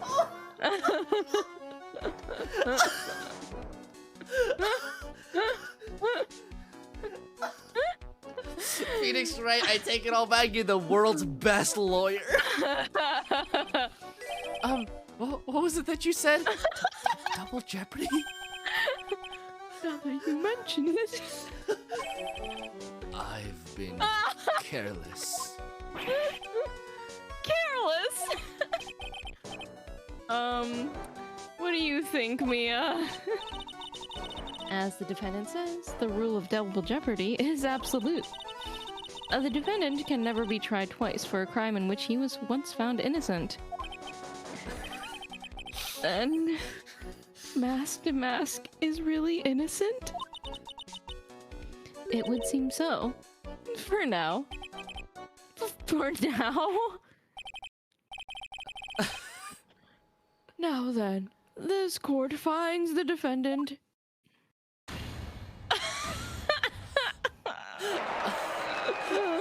All's well Good that job, ends. buddy. All's well that ends. Boy, this is really lucky. Wait, this isn't so good after all. You see, the thing is, I still am Master Mask after all. I mean, he gets to keep his wife, he's innocent of both crimes. Life is great. October 14th, 3:35 p.m. District Court, defendant lobby number 4. The court, Really this court lucky. finds the defendant hella lucky. You did it, Phoenix? Oh my god. Thanks, Mia. It's been a long time, hasn't it? Yeah, it's because Maya doesn't call me much these days. Oh? I'm just joking, Phoenix. Don't take everything so seriously. But on the other hand, Maya, she seems kind of torn these days. You mean about becoming the master of the Crying Channeling School? Becoming the master means saying goodbye to our mother. These guards have truly seen some shit, yeah. The bailiff of this courtroom must be traumatized. Misty Faye, right? Watch over her, will you, Phoenix? Of course.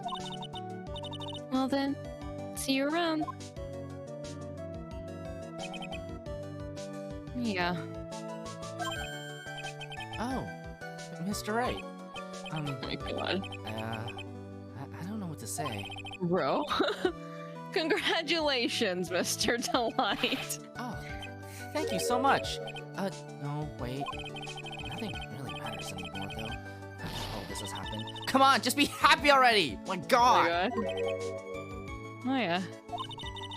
You've been cleared of the murder charges and got off as master to boot. That's fucking cool. But in exchange, I lost everything. Huh? What do you mean? Stealing security information from the KB security, becoming mask. I did it all for one reason. For her. You mean your wife, Desiree? She hates criminals more than anything. To think of it, she was once held hostage by some robbers, wasn't she? She always said how she hated sneaky criminals. I knew that, but once I got fired from KB security and lost all the money I had, she wouldn't have had any reason to stay with me. I thought she would leave me for sure. So that's why you became Master Mask?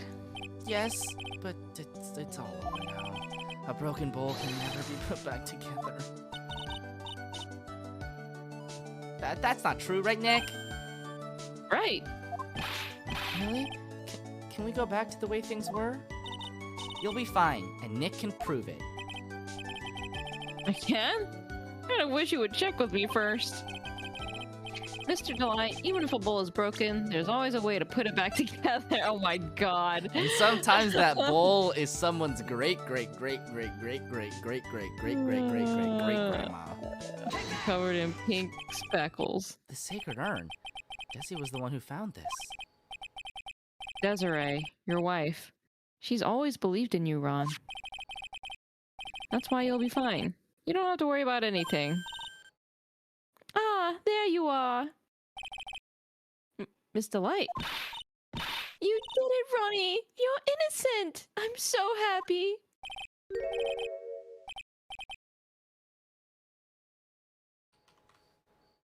Thank you. I appreciate that, but, I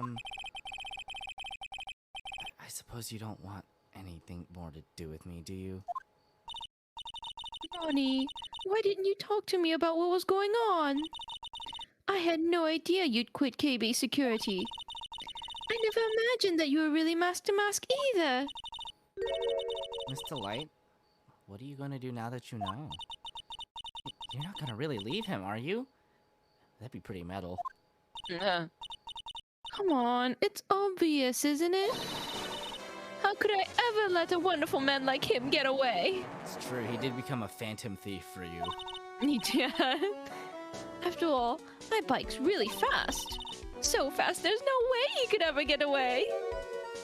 But didn't you say that you hated criminals? Oh, I only hate people who act all cowardly and sneaky. Like that detective. I see. My Ronnie went and declared his crimes before he committed them, like a man. I mean... I guess he did so. try extremely hard to get convicted. Yeah. I just love a man who's so chivalrous. Chivalrous? I mean, he's a phantom thief. That's pretty fucking baller, I gotta say. I knew I was right about you. Every day I spend with you is filled with thrills and excitement. Desi. Desiree, You really do love Ron, don't you? Nicky boy? Yes? I'm really glad I asked you to defend my Ronnie. Thank you so much. I'll never forget what you've done for us. Oh, well, take care of yourself. You too, Nicky boy. I can feel my face going red. Mr. Nick! Mystic Maya! Congratulations! Uh-oh. Talk about bad timing. Mr. Nick, how could you? With another man's wife in front of Mystic Maya! No, you've got it wrong. I'll never forgive you! Never, ever! My man is concussed. Yup. So just as the case came to a close, so too did my consciousness. You had the shit kicked out of you by a 9-year-old. How do you feel?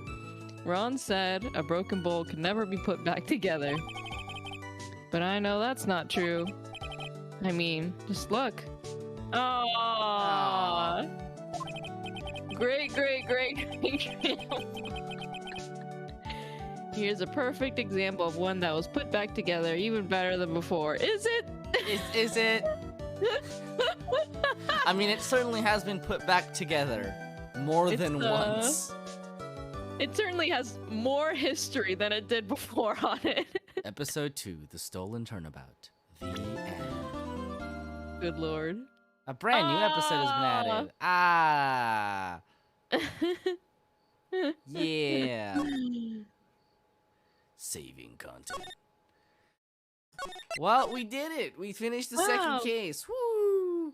That was great. That's a fun one. I like that one because it doesn't start as a murder case, and also he somehow accidentally double jeopardies his way into being innocent of a crime he actually did commit. Like a pretty serious one too. Oh my god. What a delightful case. My goodness gracious. What a delightful case that has been. Well, I think we're both good for same time next week, I believe. Oh wait, I have a convention next weekend. Oh, do you? Okay. Well, Well then I will not be present. Okay, then we will have to wait 2 weeks for the next stream. Ooh. But we will see you then. Yeah! Thanks for hanging out with us. coming. Yeah. Goodbye, everybody. Good night. Goodbye. I'll see you in 2 weeks. And we can start the third case. I don't remember